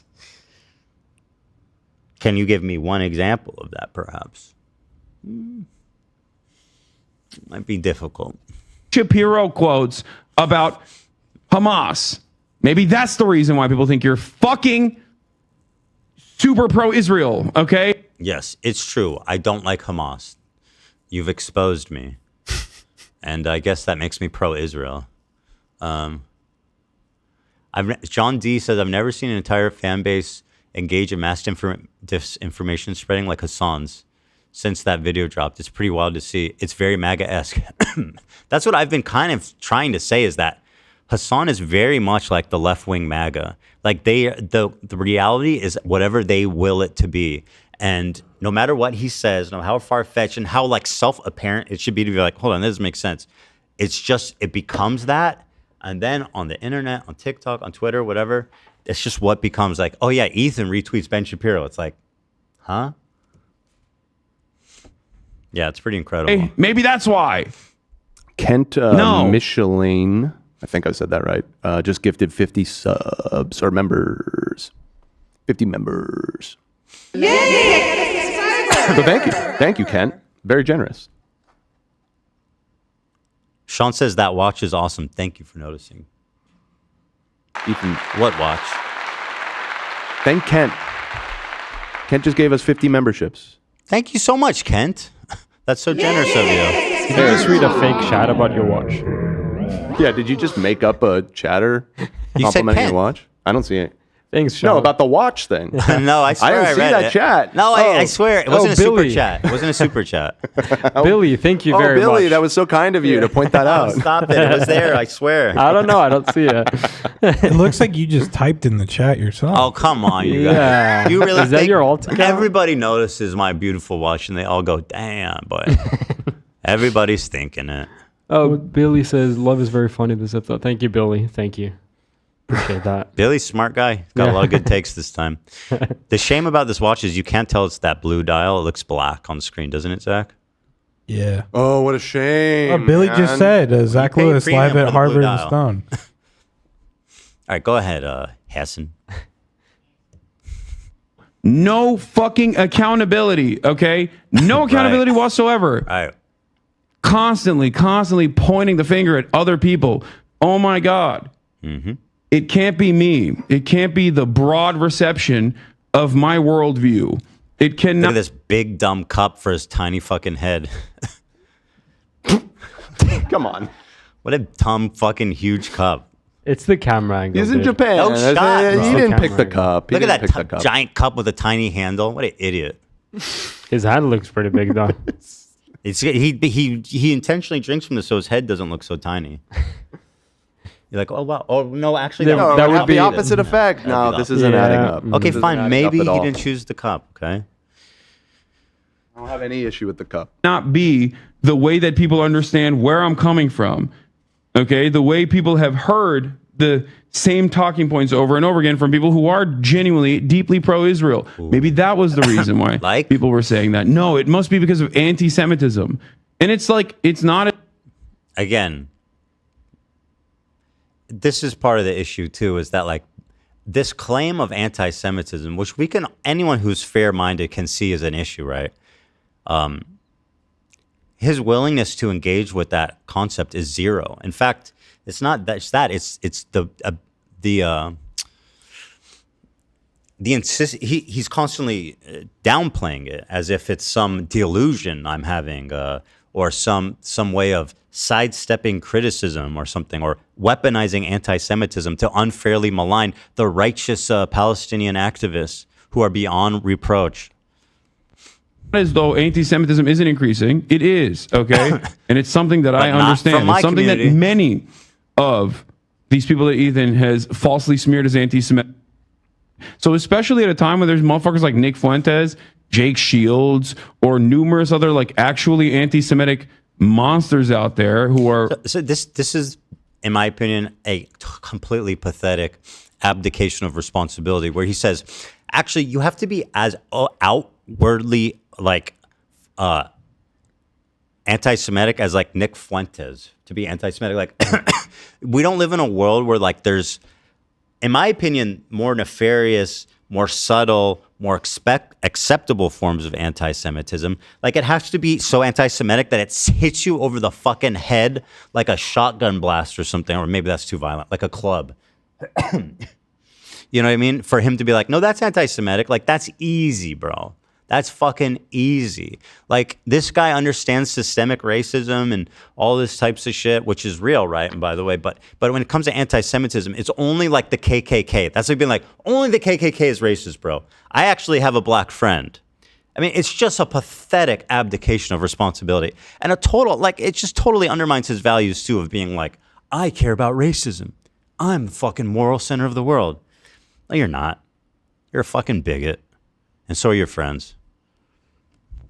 Running rampant, hyper focusing on people who are anti-Zionist and expressly and openly not anti-Semitic is certainly a choice. And I am not open to debating that. I will be the sole decider of who is and who isn't anti-Semitic, and I am not open to debating that, even from a fucking Jew like you. So this was the first clip I saw. I was like, damn, this is fucking terrible. This is almost like maybe one of the worst responses ever. I mean, this might be on par with like low.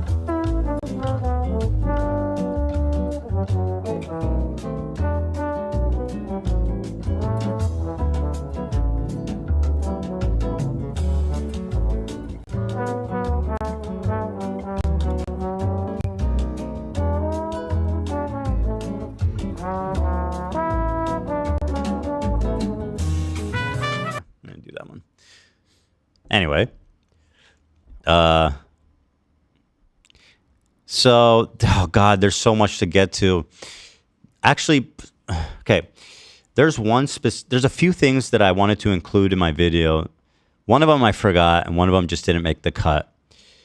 Can you tell me where the comments from his moderators are, Dan? Was that added? Oh, yeah, at the top here. I hadn't inserted it, but here, I'll put it right under that first one. It's highlighted yellow. Thank you. So Hasan says, you know, we're not anti-Semitic, right? We are anti-Zionist. Frogan, who I have had who I have felt is a disgusting human being, an affront, basically, a total outright anti-Semite, who Hasan has continually defended against me, has never done anything to. So let's look, for example, at not just his fans, because even Hasan's like, yeah, some of my fans are insane. What would you say if not only his fans are insane, but his moderators, the people he chooses to give power in his community? The ones who arbitrate what is and isn't allowed to be said. Is this not a reflection of Hasan? Let's take a look. Here's one of his mods, CMAC, says he's joining. This is from 21, so this is even before October 7th. Joining Hamas. Guys, there's literally no proof that the AP shared that building with Hamas. It's not up to us to start disproving that. If Israel themselves can't even fucking prove it in the first place, that one's whatever. He says, I can't believe I'm saying this, but I'm shocked they're calling Hamas a militant group instead of terrorists. Joining Hamas. This one, Prager and his brother Kenneth Prager were raised a modern Orthodox Jewish home. He says, this is from 23. You're just showing you're a Zionist, Ethan. Don't spout Zionist discourse. This one's from Toxic SJW. Fun fact, Muslims don't believe that Jews killed Jesus. Your ability to be Jewish is astounding, they said. What does that mean? Your ability to be Jewish is astounding. Megaphonic's ability to be Jewish on a daily basis is fascinating. What? This is your moderator? He says this person's a Zionist bot. Fuck off, Zionist. Fuck off, you Zionist pig. Mods, this idiot wants Hasan to engage in brain-dead Turkish discourse with the Zionist pig named Jarain. Fuck off, Zionist piece of shit. Jews in America have white privilege. This is from Lucky Pom Pom. So many privileged Jews. It's scary to anger the Jews right now. Democrat only for Jews. America is the Jewish war messiah. America is the same thing. They have a lot of Jewish students. They have that Jewish tuition money. Isn't Biden a Zionist? Someone in the U.S. It's cut off. I don't know what happened. Something is a Zionist. Liberal Zionism laughed my ass off. The U.S. government is a Zionist government. He's a Zionist. He's fucking lying. But the powerful, influential Zionists. So that's that one. Gizmomax. You do not need to play devil's advocate when Israel is being the devil. Israel kills babies all the time. U.S. doesn't care about babies in Israel, you dumb fuck. I didn't... hold on. My ban... Okay, so this person says, my ban from the Hasan Discord has the word Israel will vanish. Crazy. And others are still supporting this content, but Twitch and Dan Clancy really must hate Jews. Canceling my turbo, I'm done. So let's see. Hello, my name is Bernard. I am an automatic moderator bot for Hasanabi server. You are permanently banned from the server for the following reason. Get out of here, you stinking up the vibe. Israel will vanish.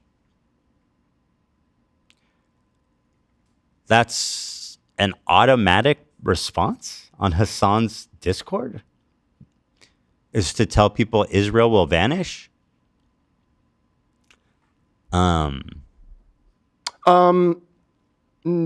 Just to explain, no, I don't think it's automated. The full message is, but when you're a moderator on Discord, when you go to ban somebody, there's a field to add reason, and I imagine that's why it then says for the following reason, colon, and then that's likely a manually typed out thing. So one of the mods was gracious to say, you get out of here, you're ruining vibes, Israel will vanish, which I am against, by the way, vanishing Israel, for the record.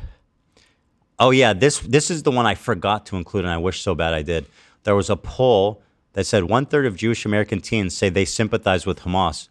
The title is super misleading, actually. If you look at the poll, it's broken into age groups. The one age group that says they 1/3 sympathizes with Hamas is like 14 to 17. Very bizarre. Once you turn 18, it's like 90% against Hamas. It's a very bizarre poll. And he's taking credit for this? He's saying I did this in terms of popularizing Hamas. He said, I did this proudly. Huh. Yeah. I guess that's it. That was it? Yeah, that's it. Not that bad. I mean, it is bad. There's a lot bad. Let's see here.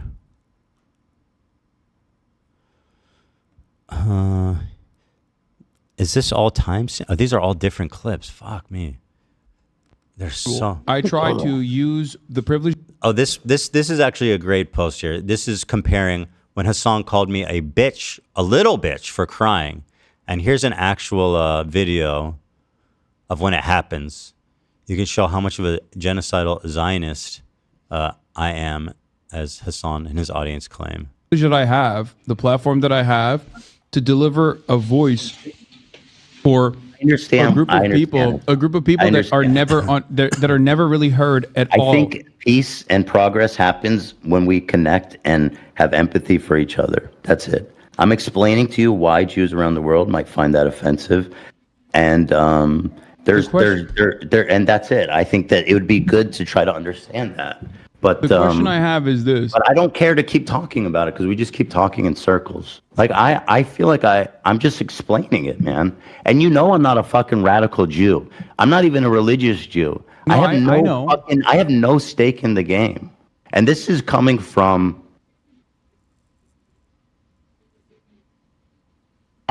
I know. I don't know why I started crying. It annoyed me, but like I just was getting overwhelmed with emotions. And after looking at the chat, I'm feeling like I was trying to be like genuine and have like a real conversation, and it just felt impossible. Like it just feels like if you're a Jew and you have any sympathy for Israel, like this is your fucking fate. Like nobody fucking understands where I'm coming from. Nobody gives a shit. Nobody wants to hear it. And it's just like, damn, it just felt so fucked up, you know, and to be in this situation with my supposed friend. But whatever.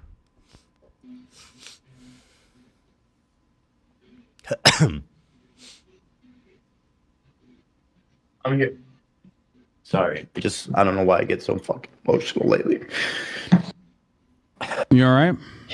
We don't have to continue if you don't want to and you don't feel like it. I'm not like a fucking I'm not a sensitive Jew. I never scream anti-Semitism about anything. No, I know. So like you can't. I don't even think it's fair to characterize. Like I'm just telling you how people see it. I mean, that's all I'm doing. I know. I never said that. You disagree. Clearly, that's it, and that's fine.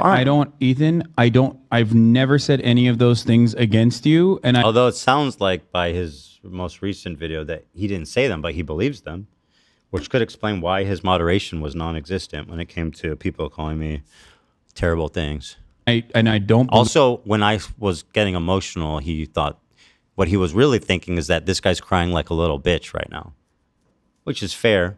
I guess it's a fair thought, although it's not really fair to pretend like you care and then, you know, a year later be like, oh, you were crying like a bitch because I fucking owned you. Believe that. I'm simply trying to describe the position of Palestinians in this matter on this front. And, you've done that, and I understand, bro. Anti-Zionism as a whole. I understand. I've listened to you. One thing I said during this conversation that I still agree is like, theoretically, I am in favor of a one-state solution. I just not right now. I don't think that the world is ready. Like you need to have like a reasonable, lasting peace in that region before you can talk about like becoming one state. It's like, but like, yeah, down the road during a time of like relative peace where it's been calm for years and everybody's feeling it, then yeah, one state, it sounds like a good idea. So I'm a little bitch for that one.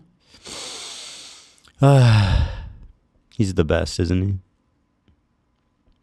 Hasan tries to this obsession with linking me to Destiny is fucking awesome. Hasan tries to defame Ethan through guilt by association with Destiny, considering I'm not associated with him. So let's do a quick rundown of what Destiny was guilty of when he had Hasan's full endorsement. Whoa. And Hasan was close friends with him. Okay, this is interesting. So he's accusing me of being friends with a sex pest who I don't know. Okay. But meantime, when he was actually, I don't know how many people know this, but Hasan came up as a Destiny orbiter. Destiny put Hasan up big time. Like I don't even think it's unfair to say Destiny made him. I know people say it's like a joke and stuff, but like he put him on the stage. But during that time, apparently there's this stuff about Destiny, and Hasan had no fucking issue with it at that time because he was benefiting from that relationship. Around the end of 2011, Destiny sexually assaulted a woman on his live stream. I'm not using the word allegedly here because we have video of him doing it, and he has openly admitted that it was sexual assault. So again, I haven't seen this video, but presumably this happened when Hasan was friends with him. I don't know exactly. Well, it certainly happened before. I don't know the whole timeline. I think they had their falling out around like 2020, 2019 or something like that. I don't know how long they were friends prior to that. He certainly should have known about it before he fucking started. I don't think writing Hasan his was meat. friends with Destiny at 2011. They might have linked up around 2017, 2018. Okay. Yeah, I would have Little guessed research. it would have been later as well. But yeah, I mean, people But knew the Destiny was a history freak was there for a of long Destiny. time. But the thing is, Put it if that way. I'm a bad guy for not even knowing him, like I'm still trying to. Why Well, is there- they have. There's a big gotcha. There's a big gotcha. Yeah. Which we'll get to. Which is Okay. about the Frogan Rising Star thing. okay. You've Oh, been, right, I know what You've that- been yeah. absolutely owned on that front. Right. I know what that is. And so, Oh, is this a real photo? What the fuck? I felt like someone must have edited this. Dun, dun, dun, dun, dun, dun, dun, dun. So no one knows you risk inside of them this way. Oh, you guys are on that shit. Always, it's so fucking interesting to me that these two guys, Dude, they were like dual streaming all the time together. they were best friends. Yeah, they like were tight. legitimately. Yeah, yes. I mean, they were really close. Yeah. At least I was never Hasan's best friend, so it's less awkward to break. who's your best friend? My best friend? Mm-hmm. My wife. Duh. Yeah. Nice try. Next. Damn it. Damn. You got him. Who's your best friend? I guess the point is that, let's see. In 2011, Destiny sexually assaulted a woman on stream. 2012, Destiny shared private nudes of a girl he was sexting to make fun of how ugly she was. In 2015, Destiny responded to a woman telling him, ignore safe words is a form of... Wait, hold on. Let me reread that. That was kind of insane. Destiny responded to a woman telling him ignoring safe words is a form of rape, that he hopes she gets... Okay, that's... I'm not Yeah, I even probably read don't that. even That's want to read really- that one out loud. That you Destiny- can watch Ryan Beard's video if you want to know more. Destiny shared lewd pictures of one of his 15-year-old groupies. But anyway, this was all known stuff when Hasan was benefiting from the relationship. So it's kind of rich to invoke my name with Destiny's. I have zero association. I've gained nothing from him. But you know, like... the only people thing can I ever change and gained... people can wake up to like people's a bad person. Like I personally wouldn't hold it against Hasan that he associated with Destiny in the past because like he clearly hates him now. But to make that accusation towards you, when I saw people point this out, and I think it's a fair point in this conversation, only one of you was close friends with Destiny, and it isn't you. Yeah. So it's just a weird thing to try and throw at you. I'm just so confused by it. I don't know him. I literally don't know him. Right. Yeah, no, it's a silly. The only thing it's I've a ever silly gained argument. from Destiny is some sick ass Zerg starter. Strats, right. Yeah, Fucking build clever. orders. Hell yeah. Zergling rush. That's right. Ethan has never ever spoken to Destiny while Hasan was close friends to a super fan of Destiny when he knew about all these public controversies surrounding Destiny. Who do you think has more guilt by association? Reminder that Hasan and Destiny had a falling out, not over these public controversies, but over Destiny disagreeing. Oh yeah, they had a breakup over like a Kamala Harris take Hasan had of all things. It was over like politics. That they had a falling out. It was not the weird sex cult shit. Look at these best guys, man. They just got done playing like God, this is the smallest image ever. I love when you guys do this.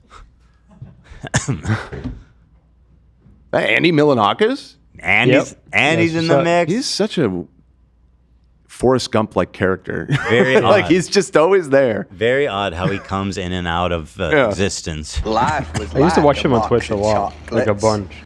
He was always I watched friends his show on MTV Yeah, when I me was too. like 12 years old. He was always friends with the weirdest motherfuckers, though.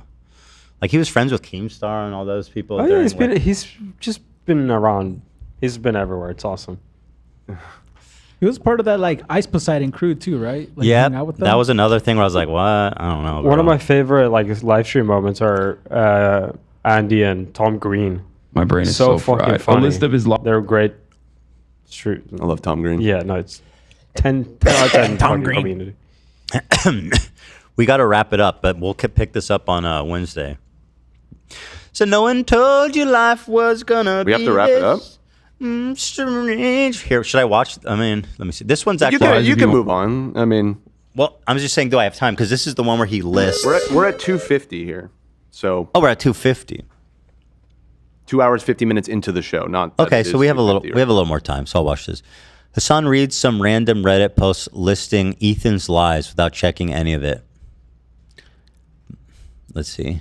You want a list of lies made by Ethan Klein. By the way, let's not watch it. We're going to talk about it on stream all day.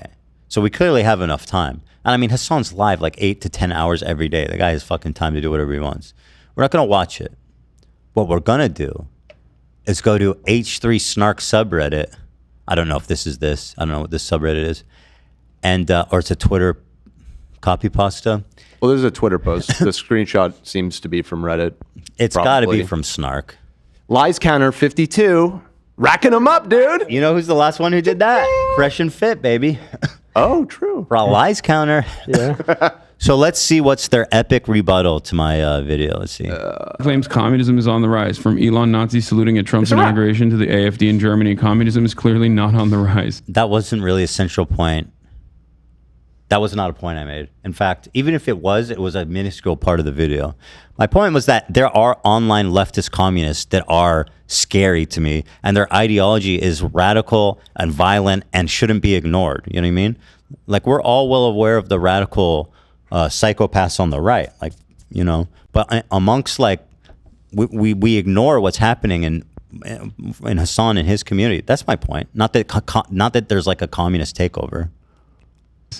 And again, that's pretty obvious from the video. Talked about it for like 10 seconds. Hasan never introduced himself as a social democrat. And that was not my point. My point is he presented himself as a social democrat, which I said, how is this disproving? This is just your opinion. This is just some person's opinion. It's a lie. And also, like, this is like factually, this stuff is also irrelevant to like the main points of my video. Actually, he never explicitly said he was a social democrat. It's like, okay, we'll talk about the tariffs, which was the main point of the video. Hasan talked about education programs, not re-education camps. Hasan never... Ooh, he never said... Wait, hold on. Is that even true? No, that's not true. Yeah, he literally said... In the video, he says re-education. Yeah, he says re-education. He said he wants to arrest people. To do re-education. Yeah. I mean, I guess we'll see what he said if he just blows past it. But I don't think he would even deny. No, he does. He stated that position a few times. He will deny it because it makes him look bad, and whatever he wants to wield as reality, he does. And there's like zero tethering to the earth. Education camps. Hasan never runs full defense of China, especially regarding their treatment of the Uyghurs. Would you like to show me an example of how he doesn't run defense for the Uyghurs? Are you just going to say that? It's amazing, man. How are you reading this? This isn't serious at all. This is so not serious. I showed in my video how you did run defense for China with their Uyghur genocide. If you would like to defend yourself, I would love to see you do so to the points I actually made. Whatever the fuck this is. Ethan shares an edited clip that cuts out where Hasan explains that he cannot control his chat from calling Ethan a racist for saying racist things. Okay, who gives a fuck? I don't even know what you're talking about. It's immaterial, I'm sure. Yeah, that's another one of these annoying little parts about this back and forth and this drama, which is that, like, the conversation I had with Ethan... Chimp clip ended with me saying, Ethan, there's only so much I can do to control the narrative in your favor. Literally showed that and explained what a bitch you are because you gave the same... Actually, you know what? I'm not even going to call him a bitch because I am not a toxic man like him. He is a baby. He's a baby. Didn't you? He's a baby. What was I going to say?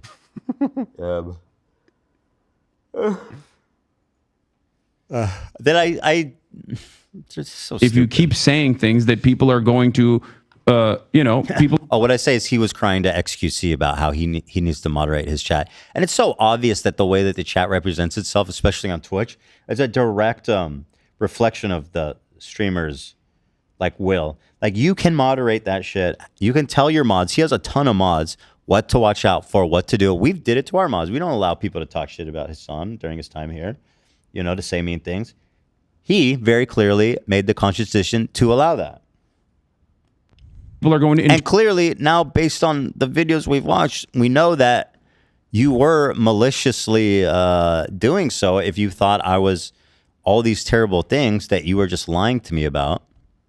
Interpret as you being pro-Israel, and it's not because you're Jewish. He cuts out continuously. There's obviously, dude, that's not. There's only so much I can do, and leaves out. If you continue to say things like this, people are going to think you believe them and get mad at you. Yeah, shows a random clip of someone being immaterial. I don't know what I showed. I probably showed everything. If I didn't, I think it's probably it's immaterial. It's very transparent. It's so fucking dumb. An hour and 40 minutes of researched, sourced, thoughtful arguments, and this is the fucking it's 14 pages. 14 got 140 pages. And for Christ's sake, this is like the lowest effort. Hold on, I just got to the bottom. One of the lies is Kaya is not a designer dog. She's a mixed Tibetan Mastiff, Chow Chow, and Saint Bernard. Meticulously argued document. That's one of the fucking lies in this video that you think's important, that undermines it. By the way, just show me the Craigslist post. That's all I want to see. They're giving away free puppies of beautiful dogs that would usually cost $20,000. Just saying. Show me the Craigslist post. That should be easy. If he found it on Craigslist, it's probably still got it in his email. Being anti-Semitic claims Hasan does not care about Israelis because of his lack of reaction. Hasan never justifies sexual violence. He routinely says that sexual violence. I have a whole compilation of him downplaying the sexual violence. Like, you can watch it. Likely occurred during October 7th and regularly cites the UN investigation that had one credible documented instance of sexual violence. He says that the sexual violence that may have happened on October 7th is not a justification for genocide. Just watch my video. I have a whole compilation of it. It's quite compelling. Hasan never said that Israel should let Hamas enter Israel unrestrained. You did. You said Israel should, in response to one of the worst terrorist attacks of all time, your response is that Israel should dissolve its own government. I mean, that's what a one-state solution is to remove the border. He wants Hamas and all Palestinians, including everybody, to have full untethered access to Israel. Of course. Why would he even deny that? Isn't that the whole fucking point of the one-state solution? How are we going to keep Hamas out? Yeah. Why are you even lying about your position? The Hamas. Dude, for the record, easiest like 500,000 view video of your life. If you just like look at all of the clips that Ethan used and go on Twitch, go to the VOD and extend the clip by like 30 seconds. I'm waiting. And say that it would be so powerful if only someone did this. Except nobody's going to do it because it's a lie. But he gets the benefit of saying, like, I swear to God, it's all taken out of context. And if one of you would just do this, but of course it won't ever happen because that video would be obscene. It wouldn't work because I don't think anything was taken out of context. Everything I showed was pretty thoroughly like contextualized. But this is what Hasan does all the time. He goes, chip clipped. I got chimp clipped. What do you keep saying? Chimp clipped. Clip chimp. I got clip chimped. There you go. You're saying like chimp clipped or something? He says ship clip. I got chimp clipped. It's a ship clip. There's the clip. Go look for the clip. Almost. So I don't think this extends the whole way, but if you want to just freeze frame it on the list, if you want to go through and address all of the lies. We're almost there. Oh, I see. I'll let I'm just saying, like, he does, this clip does not go through all of them.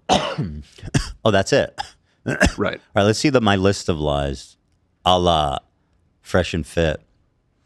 All right, so we did last... You're about halfway down. Hasan never said that Israel should let Hamas in. That's a lie. They do this thing where it's like, he never said the words verbatim, let Hamas in Israel unrestrained. Duh. It's like, okay. Let's pretend like we don't have functioning fucking brains and like all this, what are you, a robot? Like everything has to be said explicitly. Like that's not how anyone communicates anytime ever. Ethan shows, fuck, I got law. Let's see. Ethan tries to attribute global anti-Semitism to Arab nations in the 1948, ignoring the bare minimum last 10 years of historical context analysis. Here we go with historical analysis. That must have been written by Casey, Comrade Casey. No, the Jews in 1948 were completely unfairly and disgustingly prejudiced against and pogromed out of their countries because of what Jews did in Israel, which they had zero association with, and any attempt to fucking contextualize that as it's somehow their fucking fault because what of other Jews did is nothing but fucking racism apologists, scumbaggetry. So fuck you. And I'm right and you're a scumbag. Also, I didn't ignore the context. I literally said in the wake of the fucking 1948 war, which is basically the only context to what happened to the Jews in the Arab and Muslim world. Ethan tries to frame a deranged Sneeko fan as a Hasan fan. I literally never said anything about him being anyone's fan. I just okay, whatever. I'll get into that because there's a funny clips of Denims reacting to that part. I thought I was gay. I watched gay porn. And? Oh, you like it? Oh, I was grabbing her. I was laughing. Why were you laughing? And I know that I'm not gay. Generally, you laugh when you're having a good time. Bro, I went to a gay nightclub with my gay friends. Dude, that is going really a lot further than I would expect. But I saw a muscular dude twerking glitter off of his back. And? I thought I was gay. That sounds hot. Well, that does sound hot. Fuck you. Hasan talks about how he curates the way he does content to make leftism more consumable for a wider audience. Ethan links this to hiding his power level, which is a term coined by 4chan Nazis. I mean, let's forget. Okay, I don't care about 4chan Nazis. Is what I said true? Can we talk about that? Because again, are they trying to say that you saying he's hiding his power level? Is that a DBZ thing? Well, yeah, it is a DBZ thing, but like using it in this context. But even if we just accept that, is the argument that you using that's like a Nazi dog whistle to say that somebody's hiding their power level because it originates from 4chan? That seems to be what they're doing here. Which is an incredible level of nuance that is incredible that they just that is such a stretch. Also, didn't Hasan say he's hiding his power level? I don't know if he said those words verbatim, but he may have. I don't remember. But I mean, the intentionality and the purpose of it was, in my opinion, one of the most poignant parts of the videos was showing how he intentionally misrepresents his views, and as they said, sends people gets them young and sends them through a radicalization funnel to more radical. Why are you even denying it? I mean, what are we doing? This is what he said, man. Ethan shows Hasan talking about how we should move towards Sweden's more social democratic policies as proof of him being a social democrat and lying about his power level. I felt that again, you're just saying stuff. That was all foiled against concrete evidence to prove my Are each of these supposed to be a lie? Because now it's like, I feel like the list is evolving as we go. Now this is just summarizing the video. Yeah. I think they're supposed to be lies. Okay. He says 52 lies. Why does it lie? He says there were tons of, quote, jokes that I left out, like Hasan being paid by Iran. Yeah, obviously don't include that, you moron. Frogan got paid $10 million from Qatar. Yeah, obviously that's a joke, dumbass. But it's racist, apparently. Also, most of Ethan's claims were either unsourced or only including headlines from the same fringe bloggers. I think it's so funny when people say that. I show the headline. Do you know how fucking easy it? I literally type in that headline and see where the article came from. Like, I can't make it. That's even an easier way to source it than putting a link in the description. Just type in the headlines article if you want to find out where I'm getting this information. It's so fucking easy.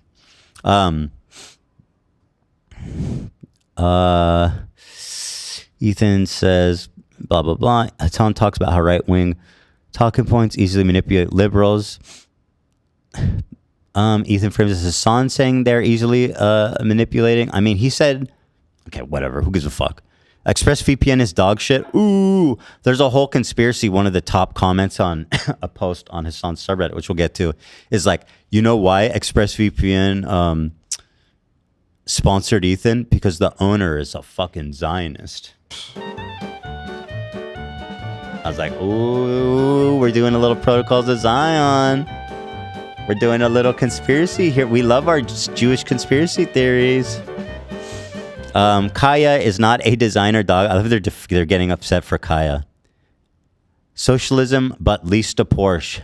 Can I also say, and I listen, I got no dog in this fight, literally, but what they list out, can you show that on screen again, Nate? I can't zoom, unfortunately. Kaya's not a designer dog. She's a mix of Tibetan Mastiff, Chow Chow, and Saint Bernard. Sounds that pretty sounds exotic. like a designer dog. That's super exotic. Right. Well, you like can all tell three looking of at- those are very like rare pure breeds. Well, this is also, I don't really know, but it needs to be a pure breed to be expensive, I guess. But not. Look but at you, the dog. That's not what you designer didn't dog- say purebred. You said a designer dog. Designer dog, yeah. Look at the Oh, dog. literally, yeah. The dog is fucking immaculately bred. Like that is a beautiful fucking amazing. animal. Yeah. I think the person's sir. mixing up purebred and designer dog. Yeah, Yeah, And it's they think a different. designer dog has to also be purebred. Yeah, I don't care about. What am I? I'm not a Nazi. I don't care about purebred. Dog Nazi. I'll save that for you guys to worry about. Socialism, but least a Porsche. That's not a lie. That's like literally your opinion. This whole thing where he's like, socialism is when no car and socialism is when no house. Like clearly nobody actually believes that. But there is something ironic about Hasan, like partaking in the greatest excesses of capitalistic society, while also like being a radical, revolutionary leftist. Like he does this where he goes, I'm a hedonist. That's why I do all these things. It's like, well, I mean, your hedonism is an expression of capitalistic excess. Like literally, you think if Stalin was alive today, he would look at you and think that what you're exhibiting is an acceptable form of socialism? Are you fucking kidding me? Of course not. Right? Am I wrong? I mean, I find like that's just so I think there's nuance here. I mean, I remember the argument that Hasan always made, which is that, I advocate for a socialism where everybody can have nice things, not that one where nobody can have. Yeah, but not everybody's going to have a $200,000 car and a $3 million. Yeah, I house. think if I'm being honest, him openly identifying as a hedonist and being into like designer, high fashion, and everything. I mean, look at me. I'm a schlub. Like I don't care about those things. It's a little. I've never really been on board. You're not a schlub, Dan. You're not a a fucking schlub. Don't say schlub. that. Don't talk Take about it yourself. back. I'm saying like that. I am Right, certainly not somebody that cares about expensive. I don't have expensive taste. You dress nice. Well, thank you. Look, but that said, yeah, I mean, advocating for left-wing politics and having a nice car, I don't think that's mutually exclusive. Like, no, but sure, but it's the way it's funny, okay? Like, at least admit that. Like, the way he anyway, who cares? I don't give a fuck. I thought it was bothers funny. me less than it bothers you. I thought it would be funny to have Stalin talking about what a fake socialist he is. It was a joke. I get where you're going. Yeah, I don't care. That's not a lie either. That's an opinion, dumbass. This person doesn't even know what a lie is. Son has never said that. Just saying, I'm a champagne socialist. What do I do? I don't drink champagne.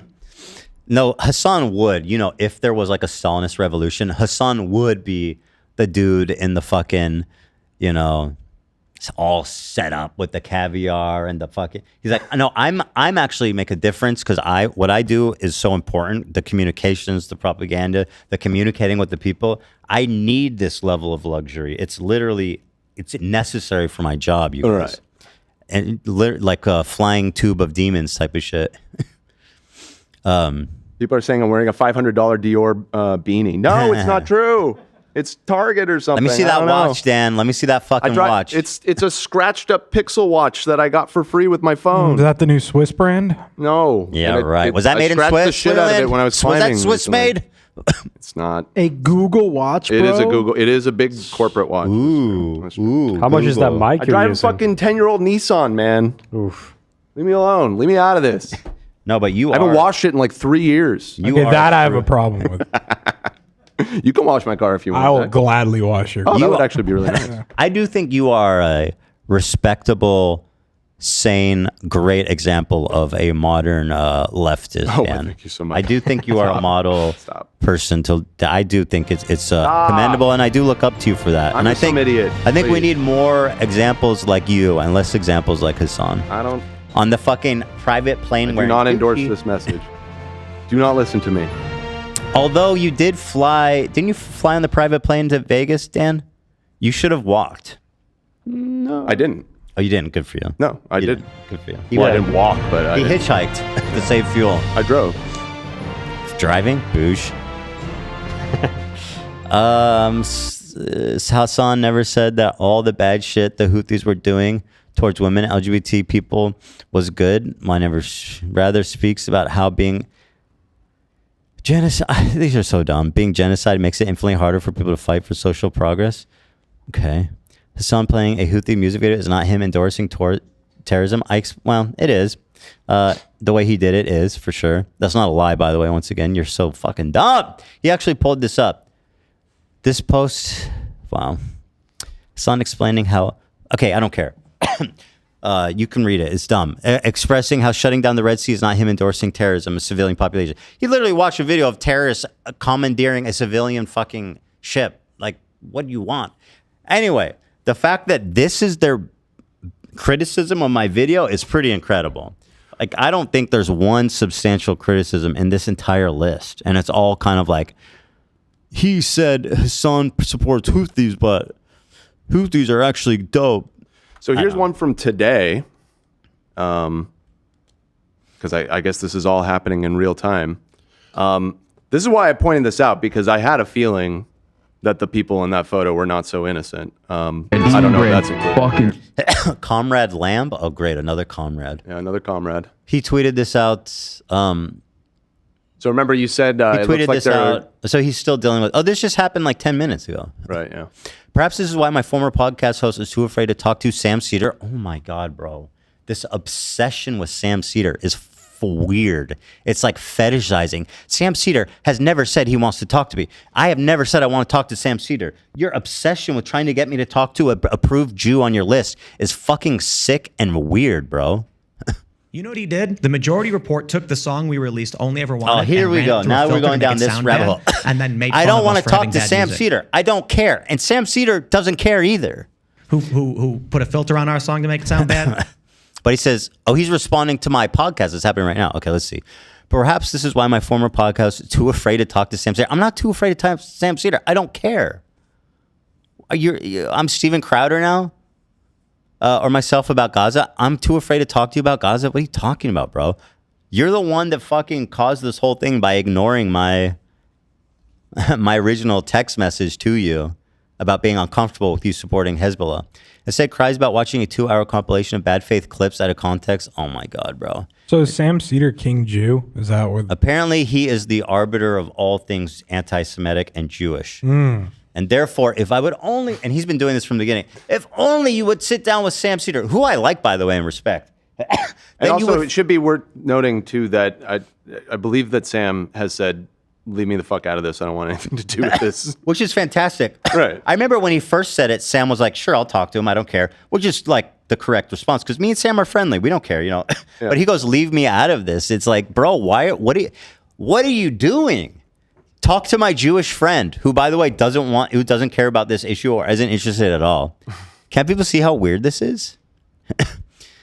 But 2-hour compilation of bad faith clips out of context that try to smear pro-Palestinian as terrorist level. Once again, this ultimate shield. I am pro-Palestinian. How dare you, sir? How dare you? All right, Why let's does see. he have a blue check mark, man? Why? You think Hasan should lose the blue checky? Well, he's paying for it. He's paying for it. Oh, they got rid of that. That's the only way to have a blue check mark now. This dude's supporting Nazis. Maybe. You would talk literally about supporting fucking- fascism. He's monetarily sending Elon Musk money. There might be This is such a like pet peeve of mine in particular. It's like, stop giving Elon Musk money. Stop, please. There might be still Please some stop. grandfathered in check marks. I don't think maybe. so. I think everybody got. I thought they all got Yeah, I booted. think I guess that could yeah, be true. I just want to. Well, look into it. They I think say there's that. some- but- it just says verified. So what does it normally say? Twitter blue? No, he changed it. So do they Before it just used to all be say a verified difference, and now it's he made I guess it so I have no everyone just idea says if he's verified. paying I think or he's not. paying for I it. hope he isn't. I hope he just gets off the fucking website, bro. Everybody. Look at all these Like, people with check marks. insane. These people are all paying. Oh, because Yes. it raises the check marks to the top. Yeah. Yeah, they're playing ball with the literal fucking Nazi. Like, by the way, people you that pay for it, which again, I don't know for sure. Maybe he got grandfathered in. I don't know. You know, you want to talk about supporting fascism? We shut it down, our Twitter account, our podcast Twitter account. I'm off Twitter. We don't support it. It's so beyond like funny at this point, like to be on there. It's just like, don't you understand? Like I said, it should be like being a 4chaner, like being on this website. Absolutely. I agree. And it's like you're on here sending money to fucking Elon Musk, crying about how I'm a fascist. Again, we don't know for sure. I think he must be. He must be. And even being on the platform, in my opinion, at this point is problematic. That's already bad and enough, like, but especially paying for it. You It's, love like, being on there and unbelievable. getting the kudos from all your fucking like little my ass hurts from sitting all crazy for a second. I'm gonna pull that. Oh, great. But you like the attention you get on it, so you're willing to make a compromise with fascists because you like the likes you get on Twitter. Great. Well, anyway, let's see what I did wrong here. Ethan Klein, in his latest display of ignorance, refers to fascist Israelis attacking aid convoys as benign dudes. Well, I literally said I don't know the context, but go on. Looks like they are doing charity. Just in case you were wondering why he's so afraid to debate Hasan. I told Hasan, I will debate you if you watch the video first. Why would I have a debate with you about an hour and 40-minute long video that you have not watched? What would the point of that conversation be? If you want to go point by point by the things I went over, that would be an interesting conversation. Having you scream about fucking this and that and not knowing what I'm even talking about is not going to be a productive conversation. So watch the video, right? And then we can talk about it. Until then, I really don't see the point. Especially based on what I've seen so far. Let's see. These inbred fucking douchebags in the background. Like these are just dude. dudes. By the way, this is the difference between me and Hasan. When I get criticized, I pull it up and I watch the fucking criticism. Hasan opens Comrade Casey tweets and Snark posts and reads their interpretation of my video. Like, let's fucking be real here. Entirely comprised of messy. And this is an ongoing like joke with this community.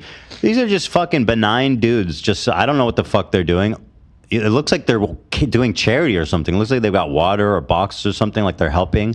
And he's going, "Oh, look at these inbred fucks." It's like, bro, who are you? What are you? By the way, even if they're doing whatever bad, you're still calling Jewish people inbred repeatedly, and that rubs off on people. That doesn't make it any less anti-Semitic. Call them fascists. Call them pieces of shit. Call them terrible people. Your insistence on calling Jewish people inbred is a conscious choice and spreading straight up anti-Semitism. Who are you? Like, how dare you? Guys, the Israeli police is investigating the attack on the Gaza aid convoy. Israeli security forces are paid to stop this happening. They either could not or would not, but clearly did not prevent Israel. Their evidence is unrelated? Israeli settlers attacking an aid convoy yesterday from the West Bank is this bound an for old video? Gaza, where, say aid agencies, hundreds of thousands of civilians face famine. But during the unloading and loading, settlers attacked these trucks, destroying the products and burning them in a systematic act of sabotage. Wait, he didn't show the clip. Okay, here. A continuation of images seen yesterday as settlers destroyed food at the same crossing point. Okay, fair enough. Not good people, right? Yeah, fuck those people. But also calling them inbred, and also let's not ignore the fact that it was one example of a massive compilation of you doing it. Okay, and great. If you think I'm wrong, respond to it, dude. But like, I don't see any way that I am wrong. Even if they are terrible people, you repeatedly calling Jewish people inbred is a choice. So, checkmate me, I guess. Inbred fucking douchebags in the background. Like, these are just dudes standing back there. Entirely. I guess so. Anyway, the whole compilation is pretty damning, in my opinion. The quartering is a low IQ inbred loser. Okay, I'm guilty as charged. I'm racist against the quartering. Gamers. Really, Ethan? Shut up, quartering. Thanks, Ethan. By the way, did quartering even watch my video? Like all the conservatives, the right-wing reactionaries that apparently I'm part of their circle now, Nobody said peep about my video. The only people screaming and promoting it is Hasan and his buddies. Person says, Ethan, you still have a check mark, by the way. I do? You don't even have a Twitter account. Well, it's just, I didn't want to erase it because I didn't want someone to steal the ID and start like tweeting psychotic shit. It just says... okay, so so that kind of confirms to me that some people may be grandfathered in. So. I don't know why the fuck it still shows it on my feed. It's so annoying. I erased it, it shows nothing, and then all this shit magically shows up. Ugh, it's so annoying. I spent like $100 trying to erase this shit. Was that it? It's just this? It's so weird. I think that's cached. Joey Salads from 2017? Anyway, yeah, this is it. It just says retired from Twitter. Oh, I still have the check mark. Okay, so maybe you didn't pay for it, but I'm not using it. Well, I'm glad. But also just get off of Twitter, for God's sakes. For God's sakes. Some of those lies must hit really hard if you're stupid. Even that first one. Wonder if it blow the guy's mind if you told him two things can be on the rise at the same time. Nope. Come on, don't kill these people's brains. Ryan Beard tweet. My bearded boy, my bearded buddy. This is from... Little ironic that he doesn't have a beard, don't you think? This is from today. Posted this like 5 minutes ago. Last thing, to anyone who genuinely cares about holding Destiny accountable for his actions, you have nothing but my respect. But to anyone who is cynically weaponizing the allegations against Destiny to reflect from criticism against Hasan... What? Deflect. You said reflect. Oh, sorry. But to anyone who's cynically weaponizing the allegations against Destiny to deflect from criticism against Hasan, you are really fucking gross. You are unironically using Destiny's victims for your own personal gain or part of the problem. Wow! Damn. What a fucking statement. Cooked them. Mr. Beard. Okay, Mr. Beard. Okay, Mr. Beard. We forgive you for not having a beard. That's fucking epic, man. I mean, yeah, they're exploiting it to the point that like I don't even fucking know Destiny. I don't even know him. You don't even go here. I don't even go to here. We're almost out of time, and we can't leave without talking about these XQC clips. I've been waiting. All right, we'll hit these real fast. This is the only reaction I care about. We'll hit these real fast, and then we'll come back and on Wednesday and finish up. But let's see. Did he buy this after or before? Okay, so he notices I'm wearing a nice watch. The watch pic I sent him on chat. Did he buy this after or before the watch pic I sent him on Twitter? Hold on.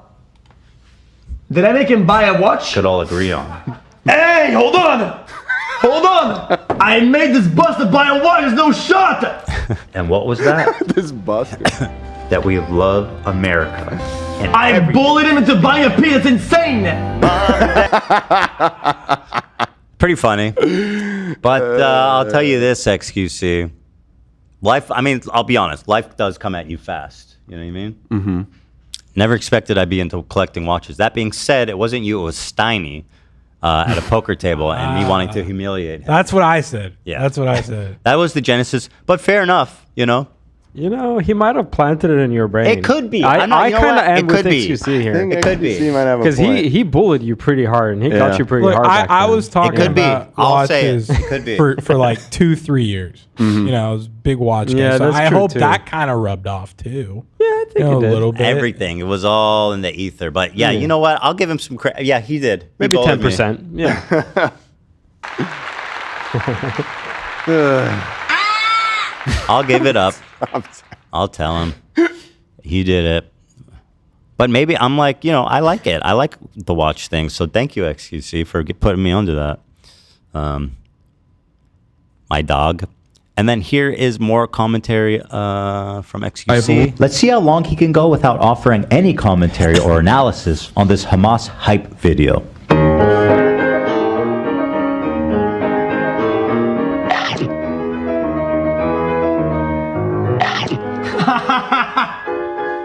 This was a very good edit. What? I like this part. The It was very fucking good. dumb cartoon crunching. Yeah. Is that COD?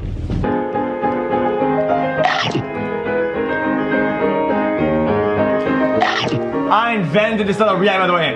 I invented this type of reaction, literally. You are a fucking trendsetter, a path blazer, my friend. He's so funny. A fine watched path blazer. You walked down that. You blazed down that path with the fucking sickest watch. I mean, I think Mr. Share is an XQC originated thing too.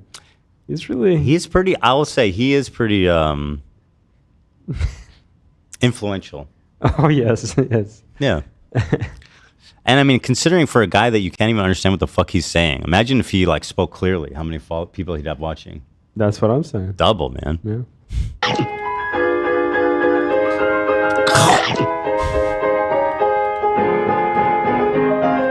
1 minute 36. Yes.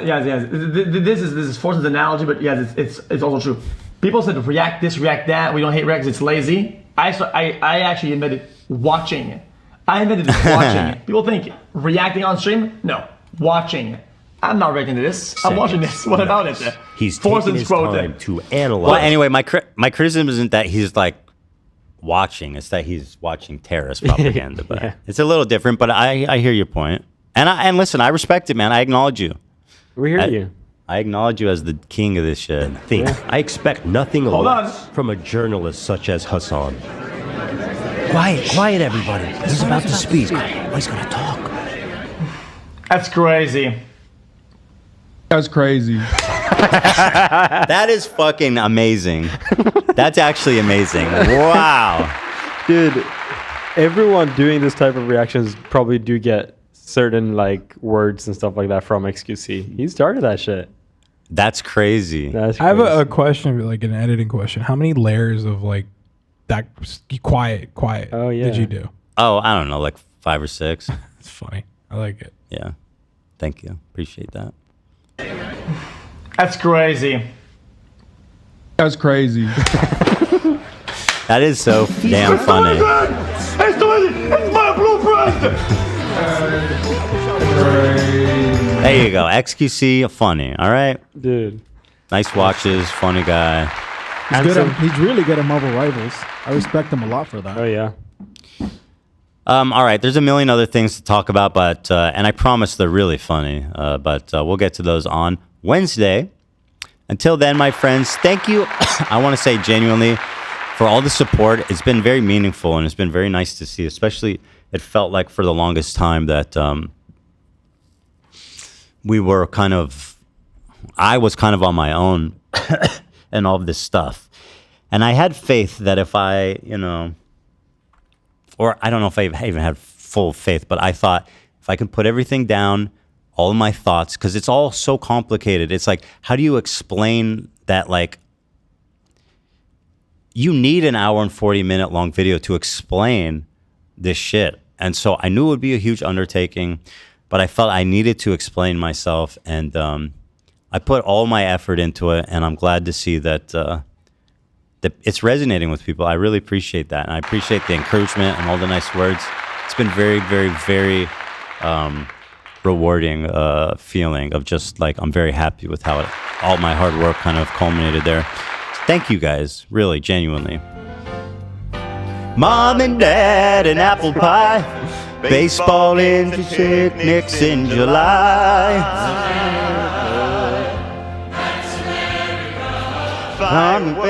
Anyway, thank you everybody. Have a fantastic evening, a blessed Tuesday, and I will see you guys. Cut the music.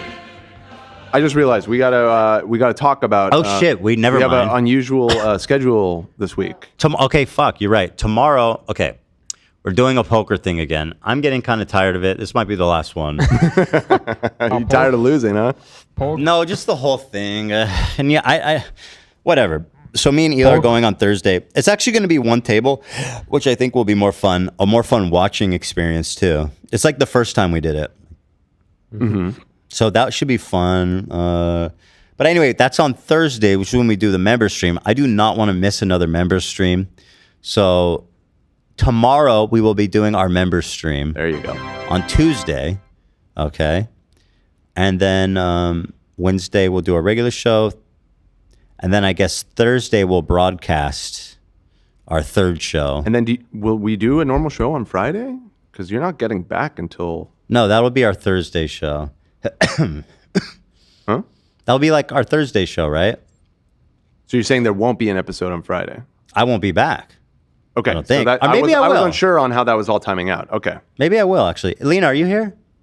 She's. Yes, I'm here. When's my return flight? Let me check. I have it right here. I think I heard that you were getting back super late. So. Yeah, you get back to LA at 2:10. PM? AM. I have to assume. No. Why would I fly back at 2 a.m.? Aren't you flying? Oh, I thought the poker tournament was in the evening and then you fly back after. Well, it's Thursday and then I return Friday. Oh, you're not back until 2 p.m. Friday. Yeah. So we're not having an That episode on sounds Friday. unlikely. That sounds very unlikely. But I'll make it up to you guys. I'm getting I'm kind of over it. I feel like I'm screwing you guys when I do this. But we'll have a fun show. I'm getting better at broadcasting mobily. Oh, I need someone to come with. Does anyone want to come with? Love, do you want to come with? Or does anyone else want to come with? I'm not able to. You're not able to? Yeah. Let's talk about it after the show. Yeah. We'll figure something out. Okay. Mom and Dad and apple pie. But I'm going to have a fun... oh, yeah, people are saying... Yeah. Anyway, Thursday it will be like another poker thing. I'm obviously going to win. I think me and Ela are both like, I think we're over it. This will be the last one, I'm pretty sure. Okay. It's not that I keep losing, which is humiliating and certainly enough reason. But it's like the going away, the finding someone to watch the kids, being away from home, going in the middle of the week. It's just a fucking pain in the ass. I feel like if we get the opportunity to do a crew one, all of us together, that was a lot of fun. That was awesome. In my opinion. I don't know if the viewers liked it. It was fun. I thought it was great. It was great right? content, but like I feel like we've kind of run the course. Yeah, The poker arc has. Yeah. Yeah. GG. So this is the last one. I'm gonna enjoy it. I'm gonna win this one for sure. And well, anyway, so we'll see members tomorrow and everybody else on Wednesday. And let's make sure that we community. I'll make a post and all that shit. People are saying we'll talk about it. Okay. All right. Thank you, everybody. A pride that only freedom understands. That's America. That's America to me.